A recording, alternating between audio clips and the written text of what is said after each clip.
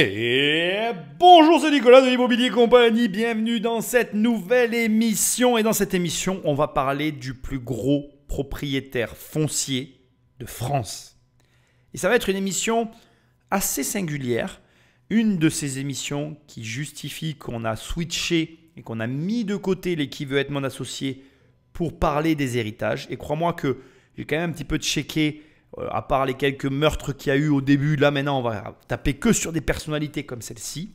Cette émission risque de moins t'apprendre en termes de connaissances immobilières, mais de plus t'informer en termes de connaissances historiques françaises. Et en tout cas moi, alors au moment où je te parle, là maintenant, on est déjà dans quasiment l'émission, je veux que tu saches que pour que cette émission soit plus digeste, elle a été entièrement compressée. C'est-à-dire que bien évidemment, si tu venais à regarder l'émission, tu la trouverais légèrement différente puisqu'elle a été raccourcie et transformée pour que pour toi, elle soit plus agréable à écouter. Donc ça, il faut que tu le comprennes. Toutes les émissions que je fais sont déjà retravaillées au départ pour que tu t'évites de perdre du temps sur des passages inutiles. Raison pour laquelle, si tu as envie et si tu es intéressé par le sujet, je t'incite à aller voir l'émission au complet, toujours. Moi, mes émissions sont plus des compléments d'émissions que l'émission au complet. Et l'émission au complet est toujours plus intéressante à voir, ou en tout cas intéressante pour d'autres raisons à voir que mes analyses de l'autre côté.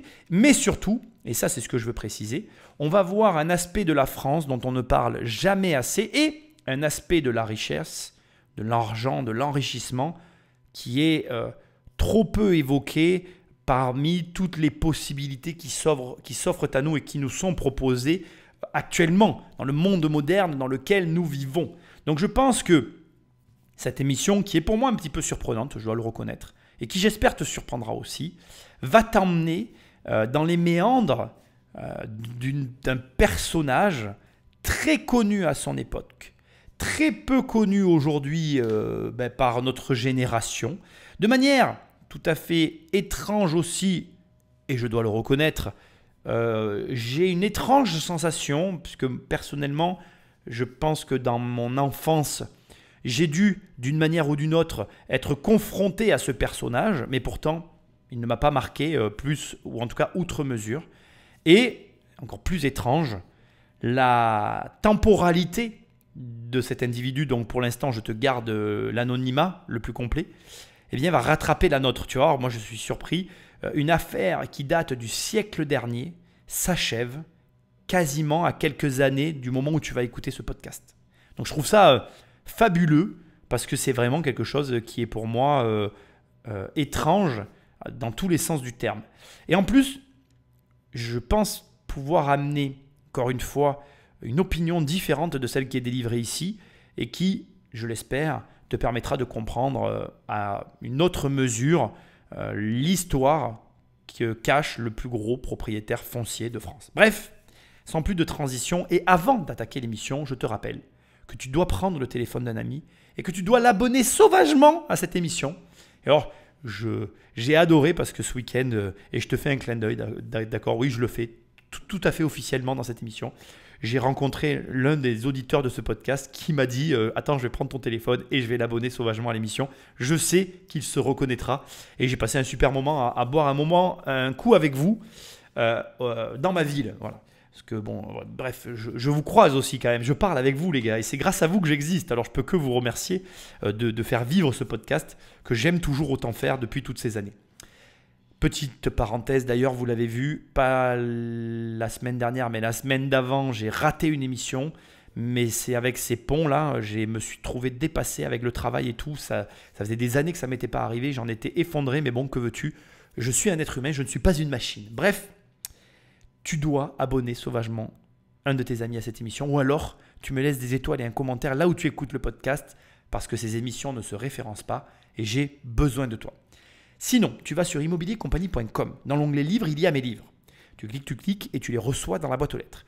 Au passage, petit message aussi sur les livres, je dois te le dire, il va y avoir du changement dans les prochains mois sur les livres. D'abord parce qu'un nouveau livre va arriver, mais parce que aussi, je vais commencer à t'en parler, le livre de la SCI va évoluer et cette évolution va changer son prix. Donc si jamais tu le veux, profites-en. Ça n'est pas une promotion, mais le prix du livre va augmenter parce qu'il va y avoir de nouveaux chapitres et parce qu'il va être disponible au format papier dans les prochains mois. Voilà, je l'annonce officiellement parce qu'on travaille dessus. Enfin, dans l'onglet formation, il y a mes formations, tu cliques et tu apprends. Ou alors, il y a un onglet coaching et tu prends un coaching avec moi. C'est-à-dire qu'on passe 1 heure ensemble ou une demi-heure ensemble et on travaille sur le sujet que tu veux. Voilà. Ceci étant dit, sans plus de transition, découvrons l'histoire fabuleuse du plus gros propriétaire foncier de France. C'est dans l'Aisne, le 5 juillet 1908, que naît le jeune prince Henri VI d'Orléans, futur héritier de la couronne. Il est, via sa généalogie incroyable, le descendant des Orléans, c'est-à-dire il a dans ses ancêtres Louis XIII. Il descend de Louis XIII qui a eu 2 enfants, qui a eu Louis XIV, fils aîné, et qui a eu un second fils, qu'il a eu avec Anne d'Autriche, qui est Philippe d'Orléans. C'est de cette branche-là que descendent les Orléans. Et il est l'arrière-arrière-petit-fils du dernier roi des Français, Louis-Philippe. Il va être amené à devenir celui que l'on va appeler le chef de la Maison royale de France. Alors, c'est avec un grand sourire et beaucoup d'amusement que je me retrouve à faire une émission sur l'héritier de Philippe d'Orléans. Et alors, tu vas te dire, mais pourquoi Nicolas, tu dis ça là tout de suite? Bien, figure-toi que je ne peux pas trop t'en parler pour l'instant, mais que tout ceci a un lien avec mon livre sur les crises financières. Et que figure-toi que la famille d'Orléans s'est enrichie grâce à la situation dans laquelle s'est trouvée la France après le décès de Louis XIV.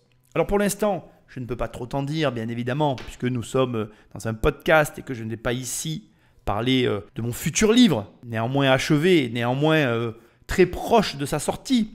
Mais pour autant, j'étais obligé de te faire ce petit clin d'œil parce que je n'ai pas envie de m'en cacher. Et il faut que tu saches aussi que je me suis grandement inspiré de cette période pour finalement illustrer parfaitement une situation dans laquelle nous nous trouvons actuellement avec les décisions qu'a pris Philippe d'Orléans et qui a constitué sa fortune. Parce qu'il faut savoir une chose, c'est que Philippe d'Orléans, à son époque, a eu la chance, l'opportunité de sa vie de permettre à la France finalement de mettre en place un système financier assez performant. Et il en a tiré richesse et parti pour, 1, relancer la France et 2, s'enrichir de façon gargantuesque. Donc il faut savoir que, je te le dis directement, mais tu vas le voir, on parle d'une fortune colossale, on parle d'une fortune vraiment colossale, et d'une fortune d'autant plus colossale qui est liée d'une part à la faillite du royaume français, ce qui est très intéressant je trouve, et d'autre part à la proposition originale qui n'est pas faite par Philippe d'Orléans, mais qui a été faite à Philippe d'Orléans et soutenue par celui-ci pour justement relancer l'économie française. Et c'est très intéressant parce que c'est là que tu te rends compte, et c'est important pour moi, et c'est aussi un petit peu la teneur du livre, que avant même que ce podcast fabuleux commence, tu comprennes que finalement, les époques difficiles comme celles que nous sommes en train de traverser, alors bon, ironiquement, je te le dis, moi j'ai jamais connu, depuis que je suis né en France, en tout cas en France, c'est la crise depuis toujours. Ce qui n'est pas vrai, hein, puisque regarde, avec l'opportunité que représente Internet, quand tu regardes vraiment le monde, si tu essayes de te détacher de ce que la France essaye de t'envoyer comme signal, et que tu regardes le monde dans lequel on vit, en fait on vit dans un monde d'opportunités. Mais la France a décidé que notre monde était un monde de catastrophe et de faillite. Je ne critique pas, mais je suis désolé de reconnaître, ou plutôt de dire, ou plutôt je ne sais pas comment je dois le dire, bon bref, tu m'as compris.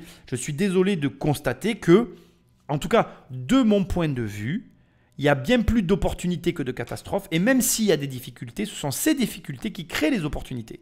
Et Philippe d'Orléans a construit sa fortune sur une catastrophe. Et c'est d'autant plus drôle que Philippe d'Orléans n'était pas le roi. Il faut le savoir quand même. Ça n'était pas au départ le roi. C'était Louis XIV le roi. C'est Philippe d'Orléans qui a amassé une véritable fortune au nez et à la barbe de ceux qui dirigeaient. Et je trouve ça assez fabuleux. Bref, aujourd'hui, on ne va pas parler de Philippe d'Orléans, puisque j'en parle dans mon livre. Donc, quand mon livre sortira, je t'ai fait un magnifique teasing. Je te conseille de le prendre et de le lire. Tu vas apprendre plein de choses sur l'histoire.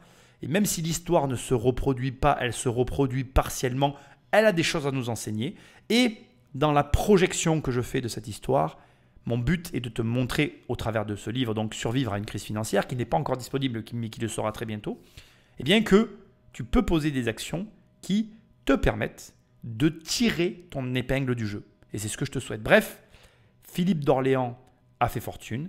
Et aujourd'hui, l'un de ses descendants, son descendant direct, nommé comme étant l'héritier du trône, va hériter d'une fortune colossale, va mener sa petite vie et tu vas voir quelle vie, parce que malgré tout, je trouve que c'est extrêmement intéressant, avec de l'ambition, des désirs, des déceptions et un héritage qui ne laissera personne indifférent. Mais la famille royale est contrainte de s'exiler au Maroc, car une loi interdit aux descendants des rois de vivre sur le territoire français. Avec ses 3 sœurs aînées, le jeune prince passe la majeure partie de son enfance dans les nombreuses propriétés de son père, Jean, duc de Guise. Il a eu une enfance assez libre, un peu de pionnier, enfin sans trop de contraintes protocolaires. Mais très rapidement, donc justement à la suite de la mort de ses oncles qui auraient dû succéder au trône, il va se retrouver comme le dauphin, donc l'héritier des droits de la famille royale. Afin qu'il se prépare à son destin royal, le jeune Henri VI parcourt l'Europe. Je dirais dès son plus jeune âge, Henri va vivre une vie, il ne faut pas exagérer, c'est pas une vie d'aventure, mais en tout cas une vie de voyage. Il voyage avec sa famille, qui possède de nombreuses propriétés et une immense fortune. Donc ici, on a des informations relativement importantes à mon sens, qui se résument essentiellement à, premièrement, un enfant qui, par la force des choses et la succession de décès de ses oncles, se retrouve être le dauphin, le centre d'intérêt, ou finalement la personne qui va succéder au trône. Donc on comprend qu'en fait, finalement, il y avait plusieurs branches qui existaient, qui coexistaient entre elles et qui présentaient des opportunités éventuelles pour justement devenir le représentant du successeur au trône de la famille de France. Mais le fait est que ses oncles mourant et n'ayant pas de descendance, ça n'est pas dit clairement, mais c'est ce que je comprends, j'ai pas fait de recherche sur le sujet, c'est pas le propos de cette émission, on est d'accord. Mais Henri VI d'Orléans, donc, se retrouve, ou plutôt devient par voie de fait, la personne, l'héritier, le potentiel roi, si roi devait-il y avoir en France. Et c'est hyper important parce que j'imagine assez bien la situation, le climat familial autour de ça, avec ce que ça implique, en sachant aussi l'éducation royale qui a toujours existé. Il faut savoir que au moment au moment où les faits ont lieu, quand je parle de tout ça, on est dans une époque pré-moderne. Le téléphone existe, les voitures existent, les bateaux existent. Quand on te dit qu'il voyage, il connaît la vie de luxe que nous connaissons aujourd'hui, avec les moyens de l'époque qui sont colossaux et surtout pour lesquels la plupart de la population, enfin plutôt à laquelle la plupart de la population n'a pas accès.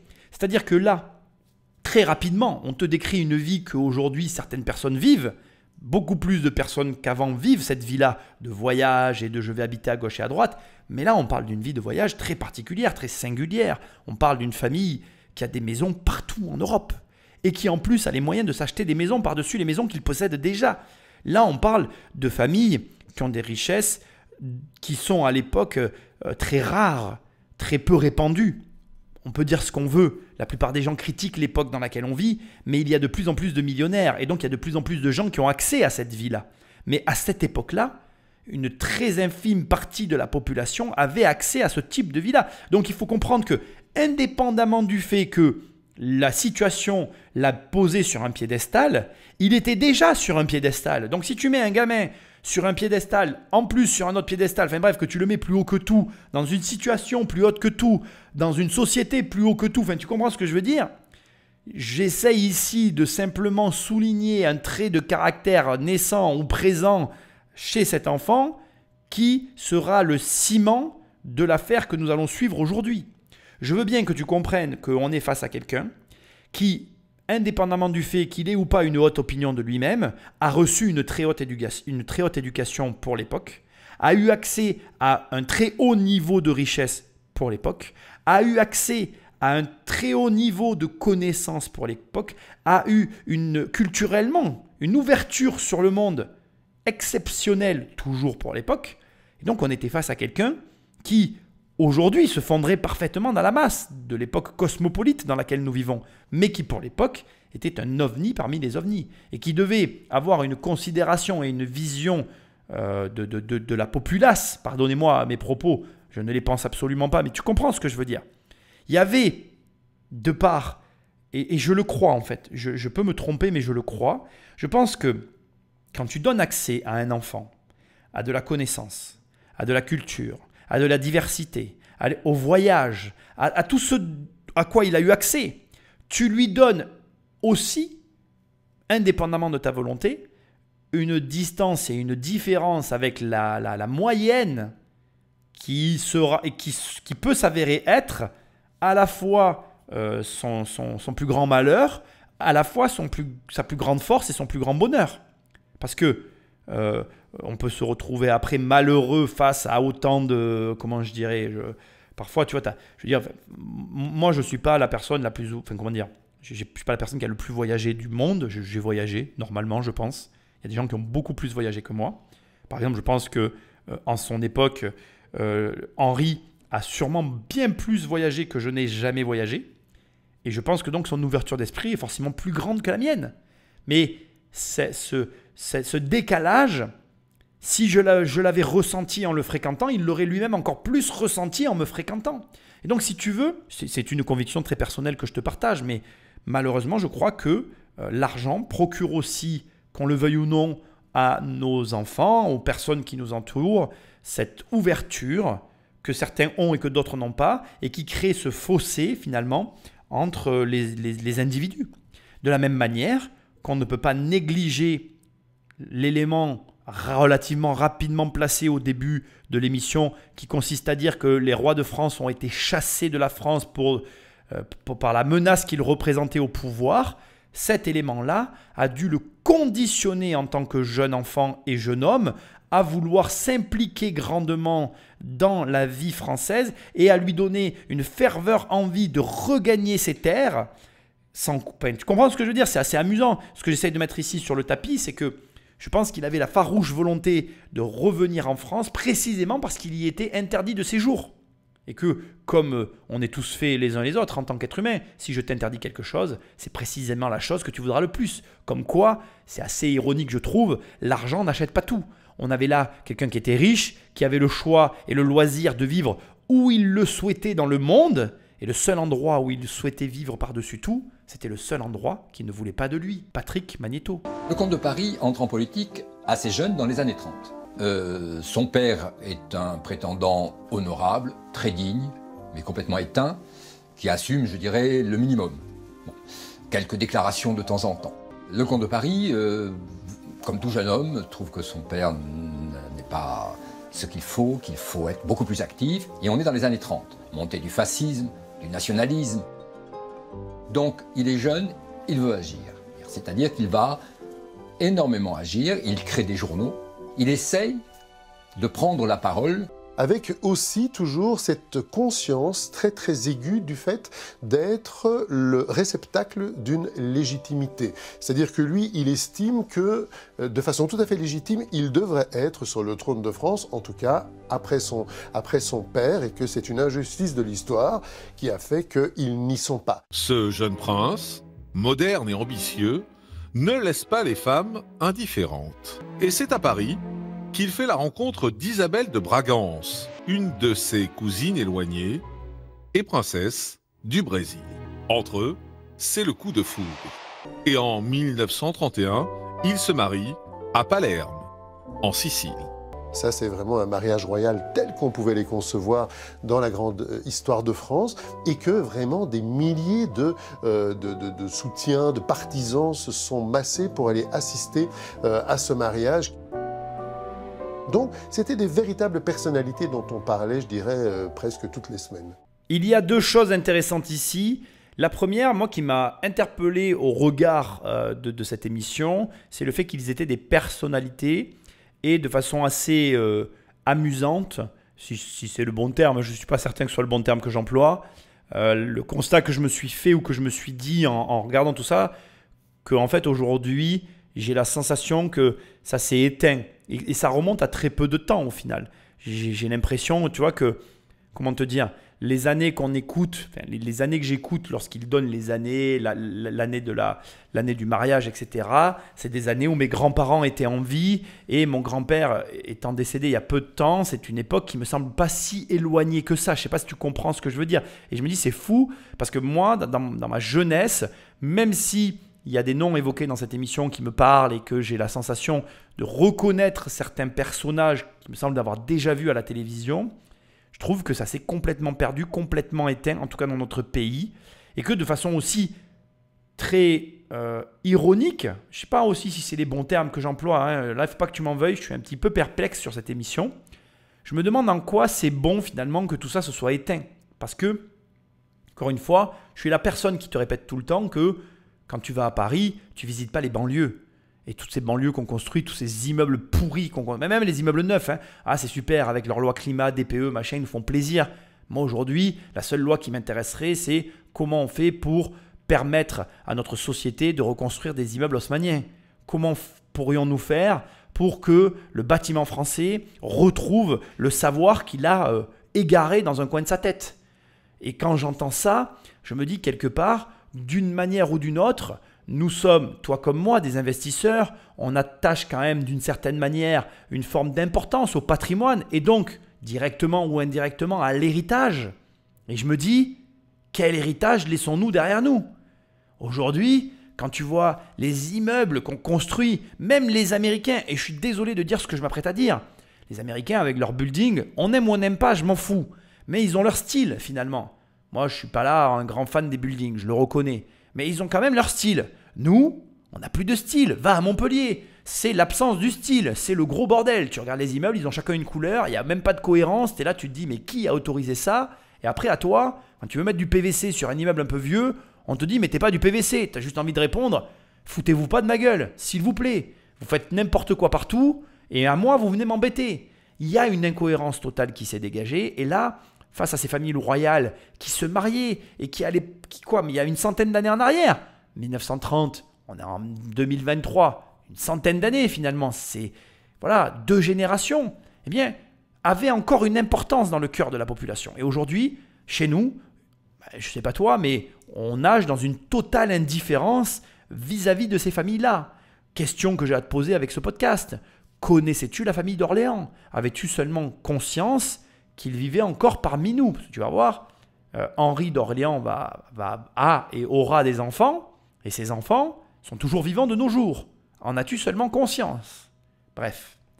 Deuxième élément que je trouve moins amusant, mais néanmoins intéressant, et ça corrobore un petit peu l'analyse que je t'ai fournie tout à l'heure, on est dans une famille avec une certaine éducation. Il se marie avec une cousine éloignée. Tu retrouves ça dans les grandes familles, le fait de mélanger le sang, et ça me permet ici de t'indiquer un élément hyper important dont tu dois avoir une totale conscience, à savoir que tu dois prendre conscience que l'éducation, que ce que tu transmets à tes enfants a un poids énorme. Et ce poids prend bien plus de place que tu ne l'imagines. Si tous les soirs tu regardes la télé en mangeant des chips, tu as quand même plus de chances d'avoir un enfant qui le soir regardera la télé en mangeant des chips. J'ai rien contre les chips, j'adore ça. J'ai rien contre la télé, juste je ne la regarde pas.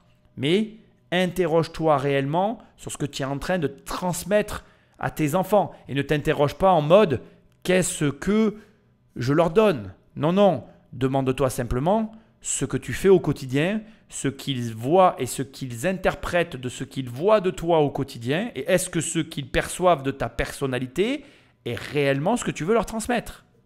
Fin de mes questions te concernant. Mais toujours frappé par la loi d'exil, qui interdit aux familles royales de vivre en France, le couple s'installe en Belgique, où il possède plusieurs résidences. Et il fonde une famille. Leurs Altesses royales, le prince Henri et la princesse Isabelle, ont eu 11 enfants. Il était le dernier prince dynaste en France, donc il avait besoin d'avoir beaucoup de garçons pour perpétuer la dynastie. Ici, je ne vais pas intervenir très longtemps, mais 11 enfants, c'est quand même pas très commun. Moi, ma grand-mère du côté de mon père, ils avaient 7 frères et sœurs, donc c'était déjà beaucoup. 11, c'est colossal. sans un mauvais jeu de mots. Et je veux juste souligner un élément, c'est l'importance de la famille et la valeur famille dans les familles royales. C'est assez intéressant, je trouve. Comme quoi, tu vois, l'argent ne fait pas tout, puisque comme il était le dernier, il avait ce souci de perpétrer la lignée, au moins autant, voire plus, que de simplement avoir de l'argent. Et je suis même certain qu'entre sa fortune et perpétrer, pardon, j'ai eu du mal, la lignée, s'il avait été là de son vivant, il t'aurait dit qu'il aurait perpétré la lignée, qu'il aurait tout fait pour que le sang vive. Et c'est assez intéressant, je trouve. Je pense que ça donne matière à réflexion. Comme quoi, l'argent, ça va, ça vient. Si la lignée disparaît de la planète, il ne reste plus rien. Et c'est un trait de caractère qui est à souligner et à garder en tête, qui non seulement dénote de la personnalité de Henri, mais qui aussi doit nous alerter sur l'importance et la vision qu'il a de tout ça.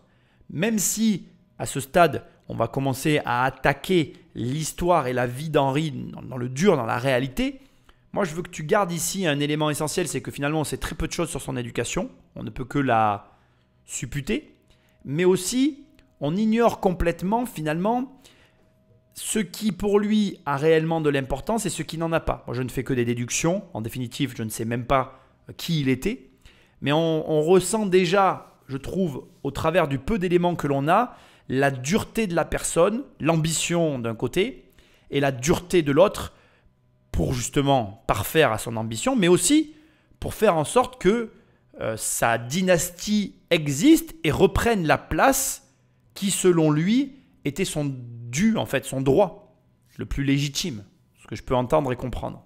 Au demeurant, ça ne change rien au personnage. À mon avis, une personnalité avec une volonté de faire. Lorsque son père meurt, en 1940, Henri d'Orléans, 32 ans, devient donc le nouveau prétendant au trône de France. Il hérite, avec ses 3 sœurs, d'une fortune considérable. Oui, il a 3 sœurs quand même, hein. Donc il ne va pas hériter de la totalité de la fortune, il va hériter le quart de la fortune familiale. Il est donc l'actuel, le nouveau chef de la Maison royale de France. Et on estime à l'époque, montant colossal, qu'il va hériter d'un montant qui serait équivalent aujourd'hui à 150 millions d'euros. Ce patrimoine est extraordinaire et fabuleux. On peut littéralement parler d'un trésor de guerre qui a été accumulé depuis le dernier roi des Français, donc son ancêtre Louis-Philippe, et qui est constitué de choses innombrables et inouïes. 150 millions, c'est beaucoup d'argent, sachant que ce n'est que un quart de la valeur globale et que dans ce patrimoine, tu vas voir le détail, il y a bien évidemment de l'immobilier. On va rentrer dans le détail du patrimoine parce que c'est ce qui nous intéresse. Juste avant, je veux que tu entendes que déjà, il hérite relativement jeune de cet argent.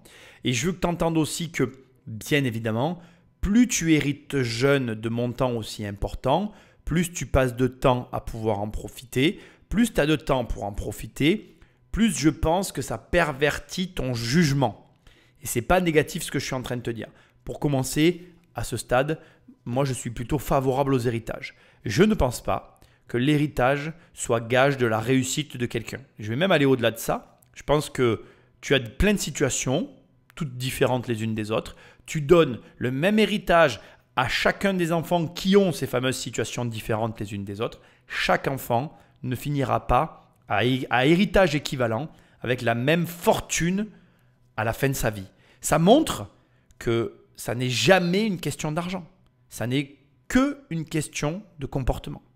Et donc, après qu'on soit favorable, défavorable à l'héritage, on ne va pas rentrer dans ce débat, ce n'est pas la question. Ce qui est important ici, c'est de noter le jeune âge auquel Henri hérite de ce montant colossal. Deuxièmement, de noter la situation générale, dernier héritier, au centre avec le poids d'une énorme famille sur les épaules, d'une pression qu'il s'est mis lui-même, avec, à mon sens à ce stade, une idée fixe en tête, qui se résumerait comme suit: je veux redevenir roi de France. Je pense que Henri d'Orléans, à cette époque-là, à ses 32 ans, n'a qu'une idée en tête qui n'est que la conséquence de l'exil, qui n'est que l'obsession de sa vie, reprendre la place qui est la sienne au sein de la France, à savoir devenir le roi de France. Et tu vas voir que dans ce podcast, on va aborder ce sujet, ce thème.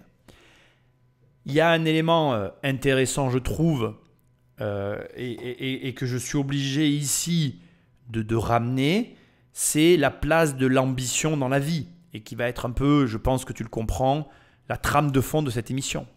On est face à un jeune homme ambitieux, d'une ambition qui le dévore, avec une obsession qui le dévore pour un résultat qu'il convoite par-dessus tout, roi de France, devenir le roi de France. Et je crois qu'il y a des gens, et on est très nombreux dans ce cas-là, qui sont capables d'agir envers et contre tout pour obtenir le résultat qu'ils convoitent. Et quand, finalement, pour obtenir ce résultat, on est prêt à tout, c'est-à-dire quand je dis à tout, c'est même à des choses qui sont entre guillemets un petit peu horribles, il y en a, tu comprends que ça dégénère. Sans en dire trop, on va maintenant s'enfoncer dans l'histoire de Henri et dans ses ambitions profondes et constater avec lui que quand on n'atteint pas ses objectifs, eh bien cela peut avoir des conséquences dramatiques sur sa propre vie, mais aussi sur celle de ses proches. Héritier de véritables trésors de la couronne, le nouveau comte de Paris devient le premier propriétaire foncier de France. Avec des patrimoines fonciers importants.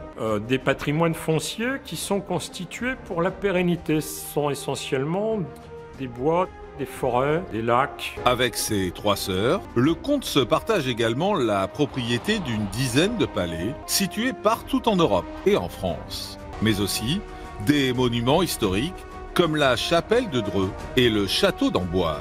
Il y a aussi un certain nombre d'immeubles à Paris, rue de Méroménil, à Neuilly. Bon voilà, il y a un patrimoine immobilier assez important. Donc c'est quelqu'un qui a, même s'il doit partager avec ses sœurs, c'est quand même quelqu'un qui a encore des moyens assez conséquents. Il y a aussi encore les fonds qui sont déposés dans les banques anglaises, Coutts, françaises, Malais, mais il y a aussi des banques en Belgique, etc. Donc c'est quand même une fortune assez, je dirais, transnationale. Et on parle également d'un patrimoine mobilier extraordinaire, plus de 2 millions d'euros. Le comte de Paris hérite de tableaux anciens, de meubles et objets d'époque, mais aussi de magnifiques bijoux, dont une parure de saphir et de diamants, héritée de la reine Marie-Antoinette. On appelait la parure de Marie-Antoinette, qui de Marie-Antoinette est allée à Joséphine de Beauharnais, impératrice des Français. Joséphine l'avait léguée à sa fille, la reine Hortense, et la reine Hortense l'aurait vendue à Louis-Philippe Ier, roi, non pas de France, mais roi des Français. Donc ça qui était une pièce maîtresse, je crois qu'il y avait 300 carats. Et puis d'autres objets, par exemple, comme le portrait de Louis XIII par Philippe de Champaigne, un collier du Saint-Esprit du 19e siècle. Bon, il y avait un objet particulièrement emblématique, qui était le carnet de dessins que le jeune Louis XIV faisait. Alors c'était des petits dessins vraiment de gamin, mais ça a une valeur estimée à 50 millions d'euros. Est-ce que tu réalises la diversité patrimoniale dont il est question ici? Tableaux, dessins, objets de valeur en tout genre, biens immobiliers, bois et forêts, enfin bref, la liste est trop longue, comptes transcontinentaux, donc dans tous les pays d'Europe.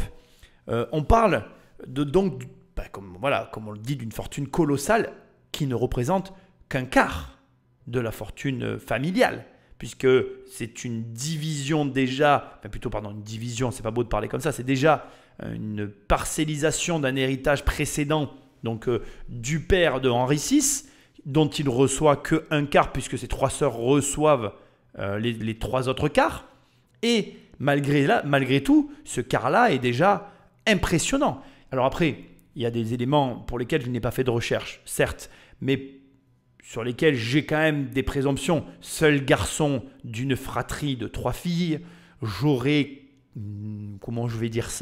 quelques petits doutes sur le fait qu'il n'y ait pas eu des arrangements entre eux et que du coup, certaines pièces, dont les plus impressionnantes, se sont retrouvées finalement dans l'escarcelle du jeune Henri. Aucune accusation dans ma bouche, simplement une suspicion qui ne peut m'être enlevée car nous savons tous, surtout à cette époque-là, comment il était facile de marquer une différence entre les hommes et les femmes pour ce type d'héritage. Indépendamment de tout ça, je voudrais quand même souligner 2 éléments que je trouve hyper intéressant pour la suite d'abord, mais aussi important à prendre en compte dans la compréhension que l'on peut avoir de cette affaire, à savoir que on a une complexité patrimoniale avérée. On n'est pas sur des patrimoines classiques. Je veux dire, quand tu reçois un carnet de dessin de Louis XIV d'une valeur de 50 millions d'euros, tu en as conscience. Je ne peux pas croire qu'il ne savait pas.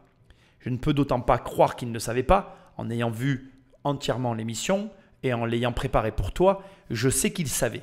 Dès ses 32 ans, il est pour moi évident que Henri avait une connaissance technique de la finance relativement avancée. Je pense que, éducativement parlant, les enfants de ces familles-là reçoivent une éducation financière avancée, sans quoi ils seraient incapables de gérer pareil patrimoine. Ça ne me paraît pas possible autrement. Et je suis obligé de te le dire pourquoi. Parce que d'abord, comment à 32 ans tu te retrouves à la tête de pareille fortune et comment tu arrives à la pérenniser? La réponse, donc, elle est toute faite pour moi. Il y a une éducation financière qui permet de faire face à ça. Et deuxièmement, ça n'est pas non plus à exclure, comment tu fais pour ne pas perdre la tête? Comment tu fais pour vivre avec ça? Parce que les gens sont toujours là en mode, oui, l'héritage, mais en fait, soyons francs, toi et moi, il y a des montants qui font perdre pied. Et là, on est clairement dans le délire de je pourrais perdre pied. Or, il ne perd pas pied. Donc, j'en suis certain, il y a une éducation financière avancée qui est distillée. Cette éducation financière permet de transmettre les héritages, de les faire survivre au temps et de faire en sorte que ces familles-là conservent leur train de vie et leur avantage sur le reste de la population. Ce n'est pas une accusation de ma part, je comprends très bien. Moi-même, je transmettrai mon savoir financier à ma fille, ça me paraît logique. Et d'ailleurs, de faire autrement, ce serait une hérésie. Mais je veux le préciser parce que tu vas voir que dans cette affaire, si cette connaissance financière n'est pas existante, ou voire même, je vais aller jusqu'à dire, imaginons qu'il soit autodidacte dans le domaine, eh bien, je ne peux pas le croire en fait. Voilà, je te le dis comme je le pense, ça me paraît improbable que cette personne n'ait pas une connaissance financière avancée au vu de son histoire.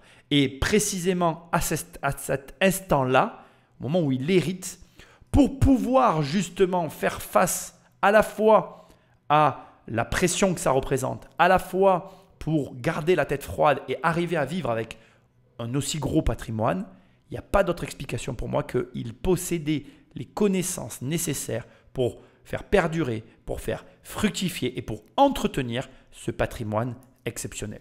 L'héritier de la couronne est donc un homme immensément riche, mais loin de son pays. Et dans les années 50, le destin de la famille royale bascule. Dans les années 50, enfin, la loi d'exil est rapportée. Un député démocrate chrétien propose qu'on abolisse cette loi qui est un archaïsme. On ne craint plus rien des princes, il faut cesser de les exiler. Donc cette loi est votée. Donc le comte de Paris avec sa famille peut enfin rentrer en France. En 1951, donc, le comte de Paris et ses 11 enfants et son épouse viennent s'installer en France, à Louvciennes, à côté de Versailles. Il achète ce que l'on va appeler le manoir du cœur volant, une propriété absolument sublime, au milieu d'un parc extraordinaire. Et la famille s'installe et mène grand train, je veux dire, parce que la famille a beaucoup d'argent, parce que Henri d'Orléans, son Altesse royale, le prince Henri d'Orléans, a des visées politiques, a des ambitions. Il a été élevé, il a grandi avec ce sentiment d'être quelqu'un foncièrement de différent. Il a parmi sa généalogie incroyable 43 qui, dit-on, ont fait la France. Il sait qu'il a un rôle à jouer. Le seul moyen de revenir sur le devant de la scène est la politique. Il est décidé à réellement jouer un rôle au sein de son pays. Il sait qu'il est fait pour ça. Bon, bien évidemment, il revient en France et il achète un manoir, le vol au vent. Aucun problème à ces niveaux de patrimoine. L'achat d'un manoir, c'est comme toi quand tu vas acheter une baguette de pain, tu vois, c'est un virement, un claquement de doigts. Il s'installe à Paris, l'exil est levé et son ambition peut prendre œuvre. C'est-à-dire qu'il n'a qu'un seul et unique objectif, il n'a été éduqué et il n'a qu'une seule ambition, c'est reprendre les rênes de la nation. Je comprends très bien. Après, il faut remettre les choses dans leur contexte, comme ils viennent de le dire. 43 membres de ses aïeux ont dirigé la France. Et pour lui, il est légitime et normal qu'il dirigera la France. Et c'est le moment pour moi de t'apprendre la différence entre l'obsession et la détermination. Tu dois être déterminé à atteindre ton objectif. Mais tu ne dois jamais être obsédé par atteindre ton objectif. À quel niveau se situe la différence? C'est très léger, mais pourtant, c'est très important. La différence se situe sur ce point précis. L'obsédé ne changera jamais son axe pour obtenir le résultat. Le déterminé sera prêt à emprunter n'importe quel chemin pour arriver au résultat. Et ce grain de sel, cette espèce de, comment je dirais, d'acceptation pour l'un, à savoir d'emprunter n'importe quel chemin pour arriver au résultat, créera à l'arrivée toute la différence face à l'obsédé qui ne veut pas changer de chemin.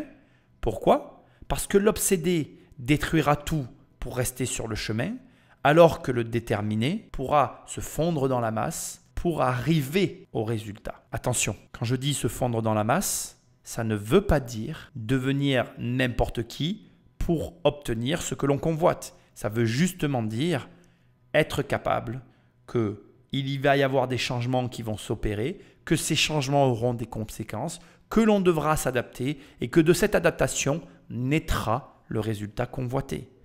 Le problème, et c'est tout le problème de cette émission, et je te pose la question à ton avis, le duc de Paris, Henri d'Orléans, obsédé ou déterminé? Et le général de Gaulle lui laisse entendre qu'un avenir présidentiel pourrait se dessiner.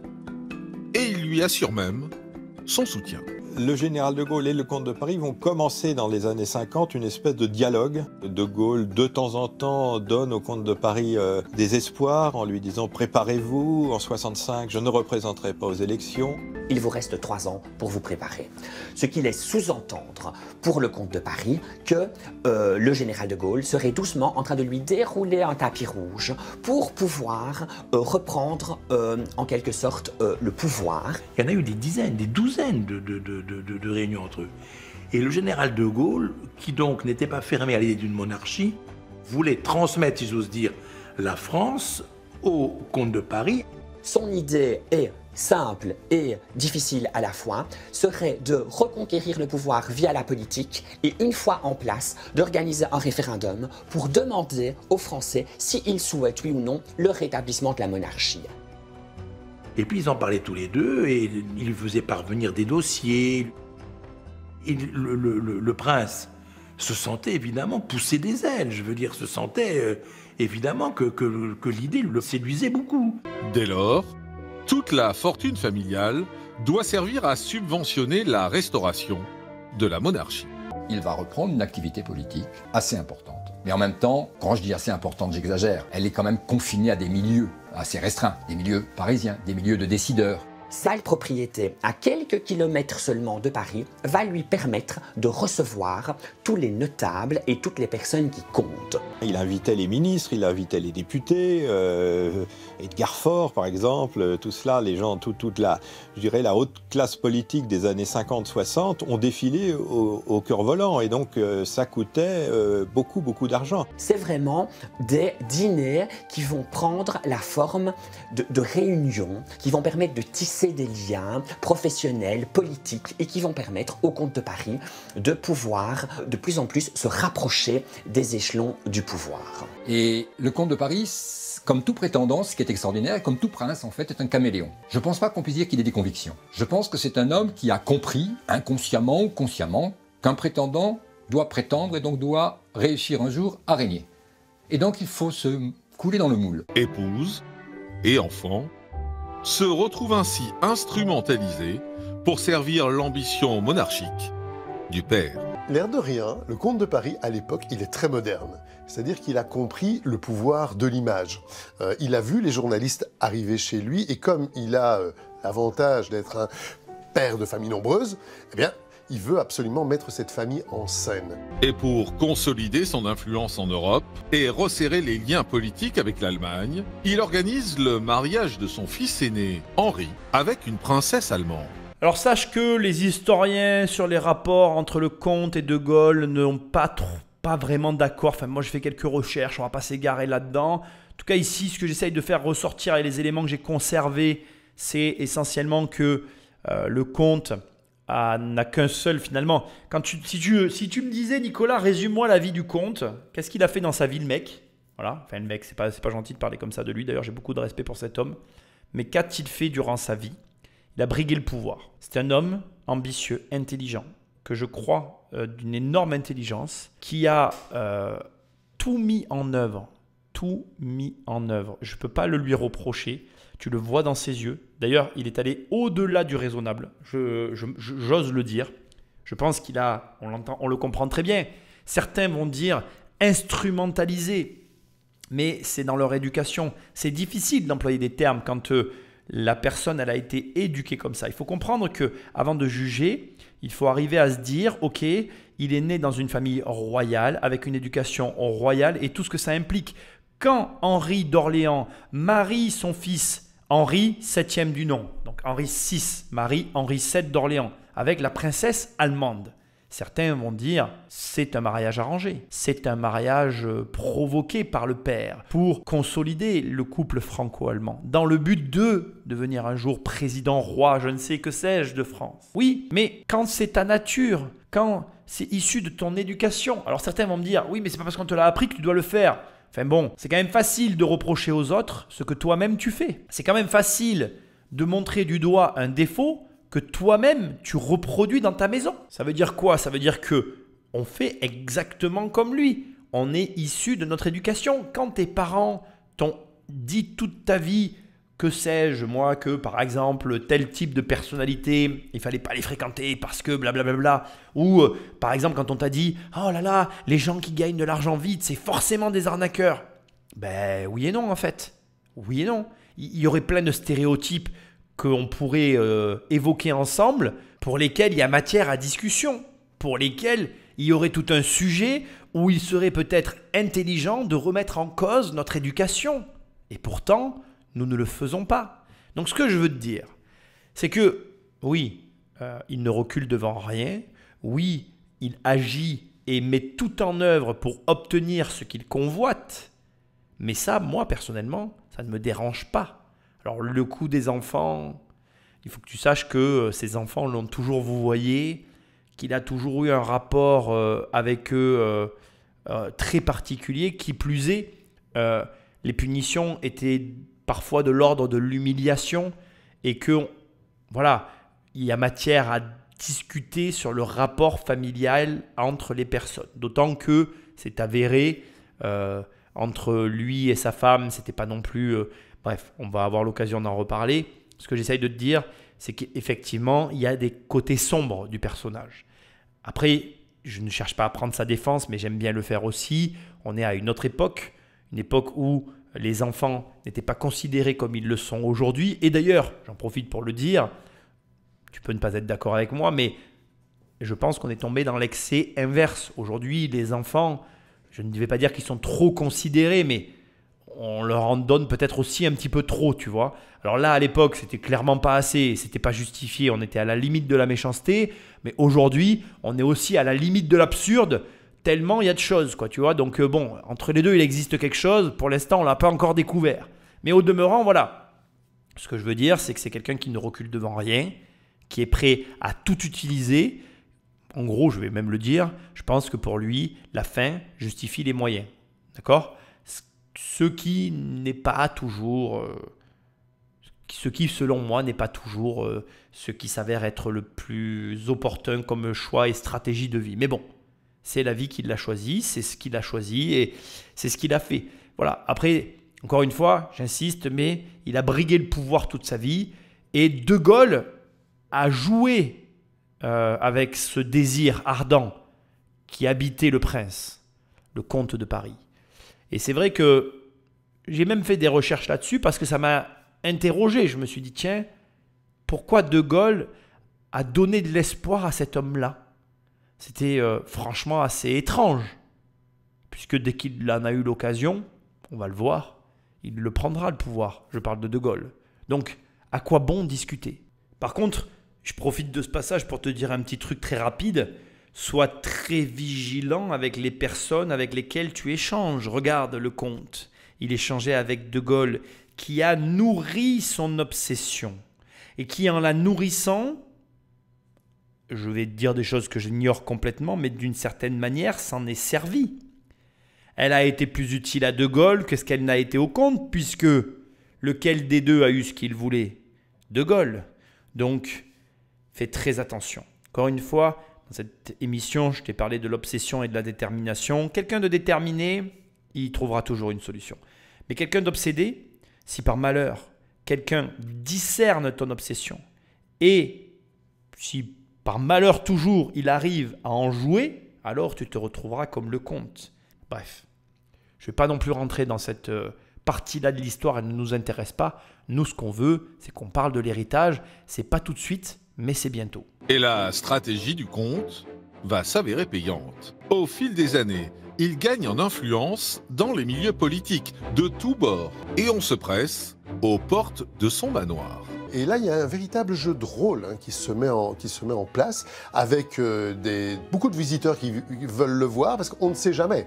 Et puis, il porte beau, je dirais. Et c'est un homme, on ne l'a pas dit, mais c'est un homme qui a un physique intéressant aussi. Il avait un regard extraordinaire d'un bleu profond, un bleu roi pour le coup. Enfin, les gens étaient très attirés par le personnage. Il avait quelque chose d'assez magnétique. Dans les années 60, le comte de Paris, âgé d'une cinquantaine d'années et prétendant au trône de France, envisage son avenir avec sérénité. Il est enfin prêt à relever le flambeau de la royauté française. Mais à la fin de l'année 1965, tout bascule. Charles de Gaulle annonce finalement sa candidature au présidentiel à venir. Et hop, j'allais dire patatras, quand De Gaulle se représente aux élections, les choses sont claires. C'est-à-dire que la rampe de lancement qui avait été construite vraiment pour placer la couronne sur orbite française, mais orbite quand même, eh bien, pas du tout. C'est De Gaulle le roi de France. Pour le comte, c'est une immense déception. Après 30 années de travail acharné, ses ambitions s'envolent. Soudain. Et là va commencer une autre période de sa vie, en fait. Une période où il va commencer à être beaucoup dans le ressentiment, dans la revanche, dans la déception, et aussi par moments dans une espèce de misanthropie et de défiance, de méfiance par rapport à ce qui l'entoure. C'est quelqu'un qui, à la fin des années 60, est assez amer. 30 ans, a bossé sur son œuvre, obsédé pour obtenir un résultat qui lui passe sous le nez. Et comment veux-tu que cela se passe autrement que comme cela vient d'être décrit? Toi, moi, n'importe qui serait amer. Parce qu'en définitive, il n'y avait qu'un seul plan, qu'une seule possibilité, qu'un seul axe, incapacité d'envisager un autre angle. Comme je l'ai dit déjà dans l'émission, mais qu'a-t-il fait de sa vie à part ça? Rien d'autre. Tout était voué à cette cause, tous ses enfants, sa vie, les photos, tout tournait qu'autour de ça. Et De Gaulle a repris le pouvoir. La réussite de l'un a complètement détruit la vie de l'autre. Il y a deux choses ici qui se dégagent. Donc déjà, le risque incommensurable que l'on court à ne convoiter qu'un seul et unique objectif dans sa vie, mais tout miser, c'est aussi s'autoriser à tout rafler. Il aurait pu gagner et réussir. Bon, l'histoire n'a pas conduit à ce résultat, mais tu comprends ce que je veux dire. Il y a des gens qui misent tout et qui y arrivent. C'est la déchéance d'une personne. Ça lui est arrivé à lui, ça arrive à d'autres. Comme quoi, pendant 43 générations se sont succédées la réussite pour cette famille, et lui aura été le déchu de la lignée. C'est le cas de le dire. Dans tous les sens du terme d'ailleurs. Il aura vraiment brigué, comment dirais-je, le trône sans ne jamais y accéder. Et le deuxième élément qui se dégage et qui, j'espère, te fait le même effet, c'est que finalement, c'est passé tellement vite. Regarde, ça fait 1 heure qu'on est ensemble. On vient de raconter une histoire de quelqu'un et il a déjà quasiment une cinquantaine d'années, bientôt la soixantaine. Sa vie, elle est terminée. Tu veux te lancer dans quoi d'autre? Quelle pourrait être pour lui la nouvelle construction de sa vie, alors que sa vie, elle est déjà finie?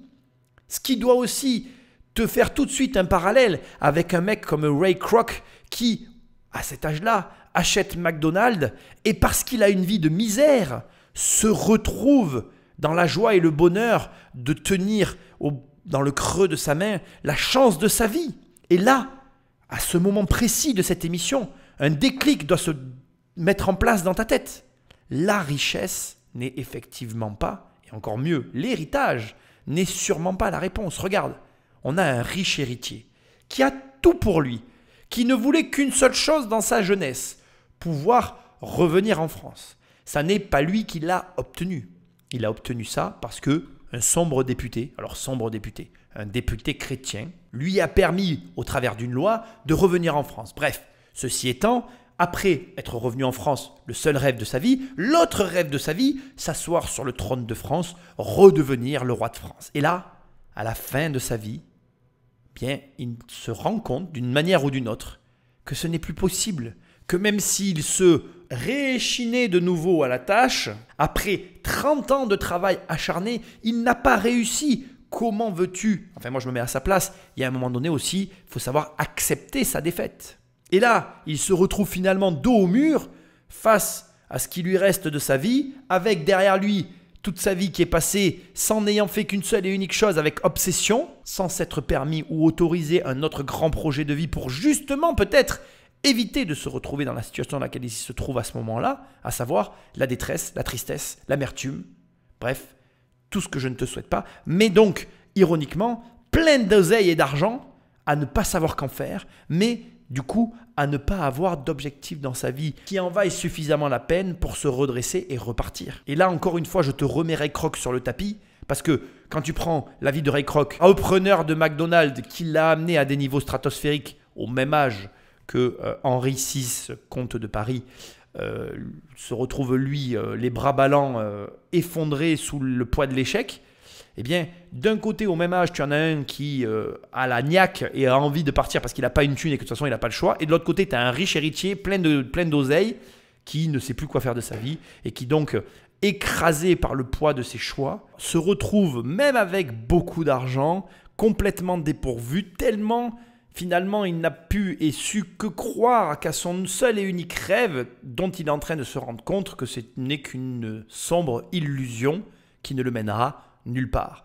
Et en définitive, je te l'ai déjà dit et je te le répéterai toujours, là tu le vois bien, ça n'est pas l'argent en soi la finalité. Il faut que tu en gagnes, il faut que tu apprennes à en gagner, il faut en avoir, mais il faut en avoir correctement, pas par héritage, pas en gagnant au loto, pas de ces manières-là en fait. Il faut arriver à s'accomplir soi-même en se construisant sainement et normalement et pas au travers comme ça finalement malheureusement d'héritage autre que financier, parce que je pense que le malheur de Henri VI, ça n'a pas été que son argent. Ça a été à la fois son argent et l'ambition qui a été posée sur ce jeune garçon qui se retrouve aujourd'hui en tant qu'adulte complètement perdu dans une vie finalement qui était vouée qu'à un seul résultat qu'il a compris à ce moment-là qu'il n'obtiendrait jamais. Et donc, toi, ce n'est pas ton cas en fait. Et c'est là que tu te rends compte de la liberté que ça représente de ne pas avoir d'héritage. D'argent comme d'héritage psychologique, comme d'héritage qui puisse t'influencer d'une quelque sorte que ce soit. Le décès de son deuxième fils, François, durant la guerre d'Algérie, finit d'achever un homme déjà brisé. Il l'enterre, en héros, dans la crypte de la chapelle royale de Dreux. C'est vraiment, je dirais, une bascule importante au niveau familial aussi, parce que François, c'était aussi le héros de la famille. Et en plus, il avait marché sur les traces de son père pour ce qui est de l'engagement militaire. Aux yeux du comte de Paris, le fait de prendre les armes pour la patrie, c'était important. Et peu importe que la patrie soit républicaine ou royale, en fait, c'est la France. C'est vraiment un moment très très difficile. Le comte se referme sur lui-même et adopte un comportement décrit comme despotique avec ses autres enfants. Alors, il va y avoir une incompréhension très vite entre les enfants de France et le comte de Paris. Les enfants de France ne sont pas, on va dire, très intellectuels, ne sont pas portés sur le savoir, sur l'étude. Et le comte de Paris les considère un peu comme de véritables cancres et ne se cache absolument pas de leur faire savoir. Il les considère un petit peu comme des attardés, un peu, vraiment, il ira jusqu'à prononcer ces termes-là. Il estime qu'ils ne sont pas à la hauteur du rôle qui les attend. Un peu comme si lui avait préparé le terrain Voyant le temps avancer, il commence tout doucement à se dire que peut-être il ne pourra pas concrétiser son œuvre. Et voyant la relève qui arrive, parce que ça c'est la loi de la monarchie, il se dit c'est pas gagné. Et donc là commencent en fait des périodes de crise qu'on peut forcément qualifier de crise familiale. Aucun parent ne devrait jamais avoir enterré son ou ses enfants. Alors bon, je pense que c'est un drame familial. Il y a un point à souligner extrêmement important, ce sont des militaires. Ils aiment la France par-dessus tout et ça... Tu peux me sortir tous les jugements que tu veux sur cette histoire. Il y a très peu et de moins en moins de personnes qui sont aptes à faire cela pour leur pays. Surtout en France aujourd'hui. Alors je dis ça, ce n'est pas vraiment vrai parce qu'il y a beaucoup de militaires. Donc voilà. Mais quand tu lis, et je t'invite à faire des recherches, que je ne vais pas te les retranscrire ici, ça n'est pas non plus mon but, mais quand tu lis un peu l'histoire de Henri VI et même de ses enfants plus récemment, puisque la chronologie de vie des enfants de Henri VI croisent la nôtre. Aujourd'hui, il y a des héritiers en vie de cet homme, donc c'est leur père. Et je dis ça avec un immense respect. Eh bien, certains ont fait l'armée, ont fait la guerre. Ça n'est pas anodin, ça n'est pas quelque chose qui est donné à tout le monde. Ça n'est pas tout le monde qui est capable de faire ça. Il faut le souligner, le reconnaître, l'entendre et l'accepter. Donc, on a quelqu'un d'aigri, comment je dirais, en colère face à ce qu'il n'a pas pu accomplir et qui, en lieu et place de changer son fusil d'épaule, va s'en prendre à sa famille de la façon la plus mesquine d'une certaine manière, puisque c'est mesquin quand même ce qu'il fait, dans le sens où on ne le lui a pas fait à lui. C'est-à-dire que lui n'a pas eu à vivre cette situation-là. Et c'est vrai que je trouve que c'est quand même à la fois violent, à la fois mesquin, oui, parce que d'un côté, lui a hérité et il veut donc couper cet héritage et être le dernier à l'avoir. Voilà la volonté qu'il a manifestée et tu vas voir qu'il ne va pas faire que la manifester, il va la mettre en œuvre d'une manière totalement surprenante, nous montrant, et ce de plusieurs manières, que la possibilité de déshériter un enfant n'existe en France que par les mots et non pas dans les faits. Une fois de plus, nous sommes dans un pays où finalement tout s'avère être possible, mais surtout, tant bien même, et tu vas voir avec les rebondissements de l'affaire, au nez et à la barbe de tous, je confirme, je persiste et je signe, cet homme avait une connaissance financière très élaborée. En 1970, le riche héritier décide donc de se retirer à Chantilly, à la Fondation Condé. Le comte de Paris se retire donc à Chantilly, non pas dans une maison de retraite, mais enfin, il gère une maison de retraite qui appartenait à la famille d'Orléans. Puisque le comte de Paris ne sera jamais roi de France, ne sera jamais président de la République aussi, eh bien, il va, à défaut de pouvoir régner sur les Français, il va régner sur une centaine de vieillards dans un hospice. Ainsi, à 62 ans, il fait le choix de s'éloigner de sa femme et de ses enfants. Ce retrait a été assimilé à quelque chose d'assez normal parce qu'on tenait compte de la vieillesse en fait. L'âge passant, l'âge aidant, entre guillemets, eh bien, une génération cède la place à une autre. Donc personne ne s'étonnait de ne plus le voir et on ne savait pas ce qui se passait dans les coulisses. Alors cette notion finalement qui est élaborée ici est assez contemporaine, n'est-ce pas ? On nous dit qu'aujourd'hui, oui, une génération laisse la place à une autre. C'est une manière assez élégante, je trouve, de mettre nos personnes âgées au placard. Je n'adhère pas du tout à ça. Je trouvais assez drôle le ton employé sur le fait qu'il régnait sur une centaine de vieillards au lieu de régner sur la France. Je pense effectivement que dans son désarroi le plus total et dans ce retrait qu'il a dû choisir de prendre, il a aussi choisi à un moment donné peut-être de réfléchir sur sa vie et comme toutes ces petites escapades lorsqu'elles nous arrivent à tout un chacun, eh bien elles provoquent des prises de décision, des changements de vie, des virages comme j'aime à les appeler. Et le virage que va prendre Henri est assez surprenant d'ailleurs. Au demeurant, je pense que même si depuis le début de l'émission, je ne cesse de sous-entendre et de répéter que c'était un homme obsédé que par une seule et unique finalité de vie, devenir le roi de France, il faut aussi reconnaître qu'il était, en plus d'être obsédé, aussi déterminé. Obsédé dans le bon sens du terme. On ne parle pas d'obsession lubrique, je parle d'une obsession d'accomplir quelque chose. Moi, j'aimerais qu'il y ait plus de gens comme ça sur la planète, même des obsédés en échec, je veux dire des obsédés par le résultat. Parce que être obsédé par le trône, c'est quand même une obsession, une œuvre, que dis-je, qui quand même demande de l'adresse, de l'argent, de l'adresse et un sens du travail qui doit quand même être assez développé, parce que même si beaucoup de gens vont te dire oui, des réceptions, recevoir les gens, organiser des dîners et finalement créer un réseau et le faire vivre, ça n'est pas un métier, il faut que tu l'entendes. Je connais des personnes qui ne vivent que de leur réseau. Un réseau, ça s'entretient, ça coûte de l'argent, ça se travaille et ça peut produire des résultats. Certains ne savent absolument pas le faire, d'autres font ça extrêmement bien. Il y a de tout dans ce domaine-là, il n'y a aucun jugement à avoir. En tout cas, toujours est-il que le comte entretenait et a su se créer un réseau de façon très cohérente jusqu'à pouvoir briguer le pouvoir et discuter en tête-à-tête avec le président. Je suis désolé de te dire ça, mais ça n'est pas tout le monde qui est capable de le faire. Pour autant, au moment où nous en sommes de l'histoire, il règne sur 100 petits vieux dans une fondation qui n'est autre qu'en fait une maison de retraite.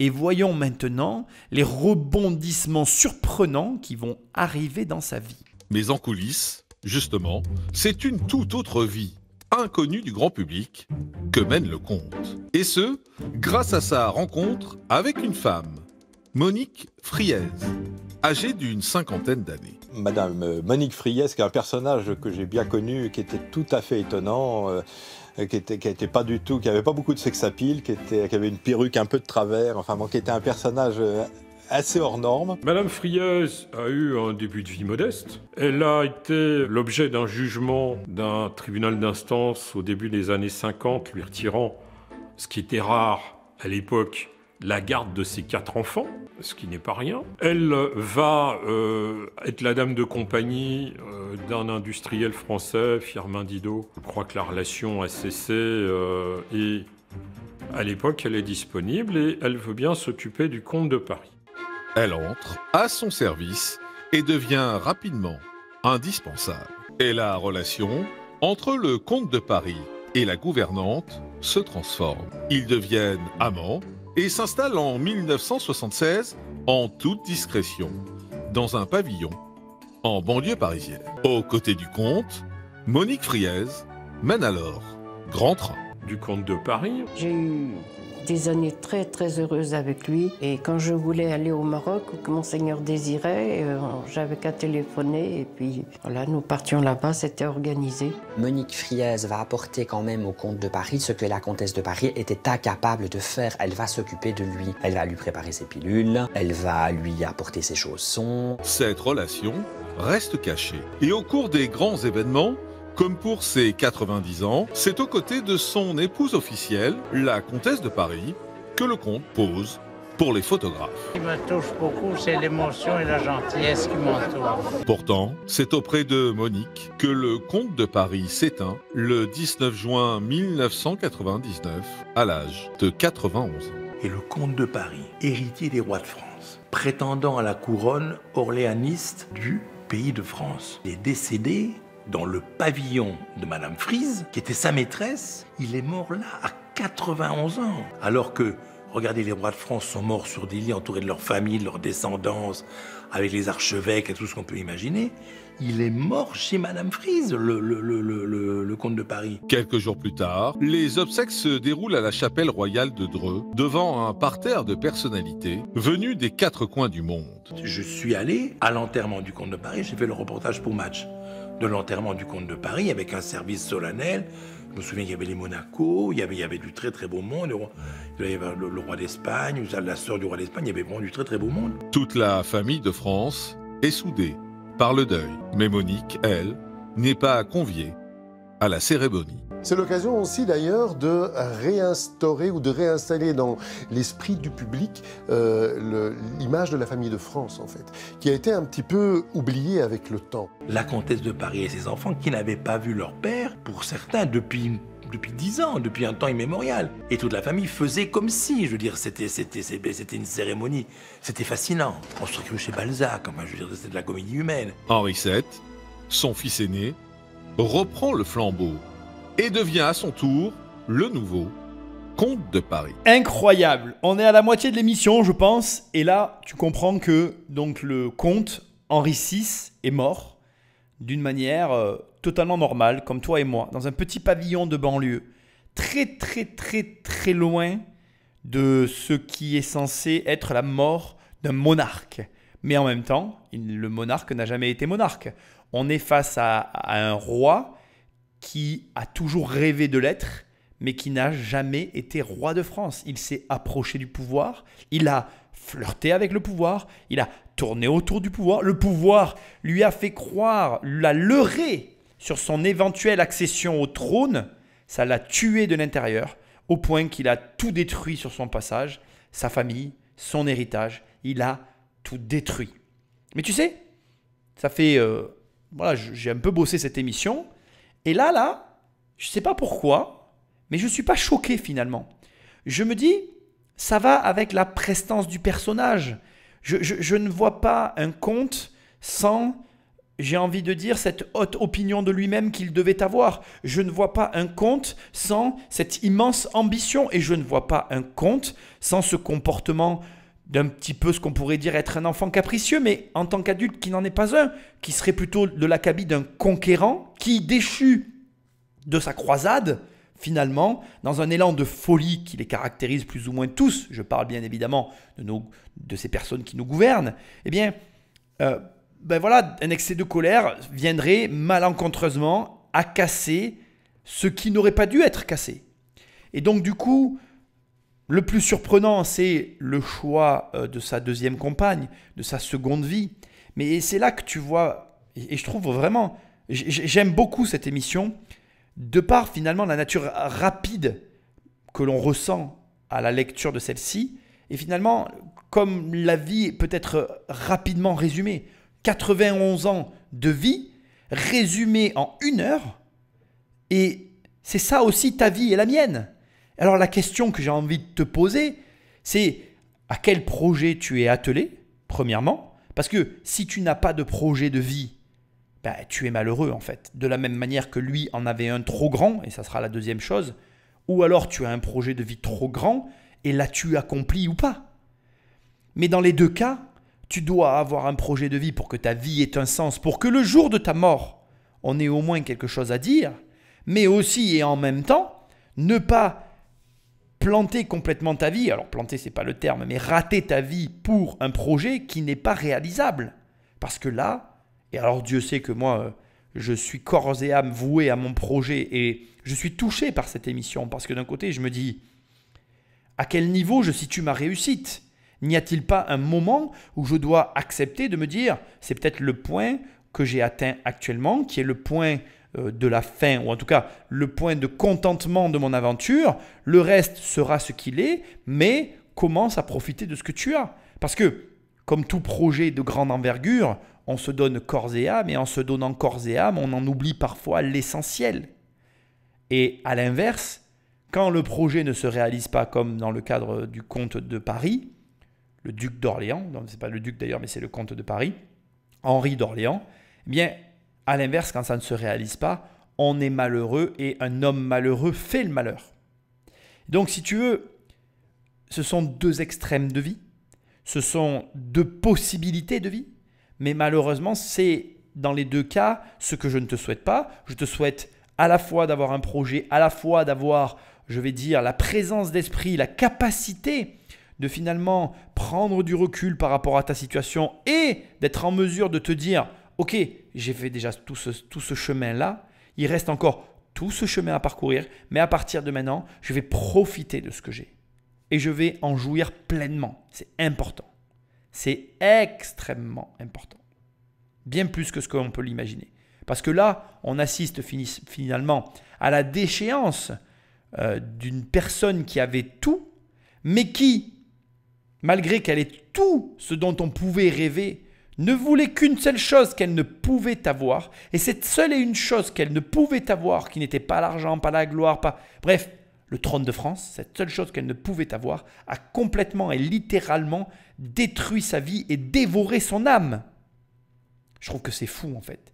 Et c'est là que je trouve aussi que c'est drôle et ironique parce que la plupart des gens aujourd'hui cherchent l'argent, mais les gens qui cherchent l'argent cherchent autre chose. Et tu te rends compte que finalement, c'est de notre nature de n'être jamais heureux. Tu dois gagner de l'argent. Tu dois gagner beaucoup d'argent.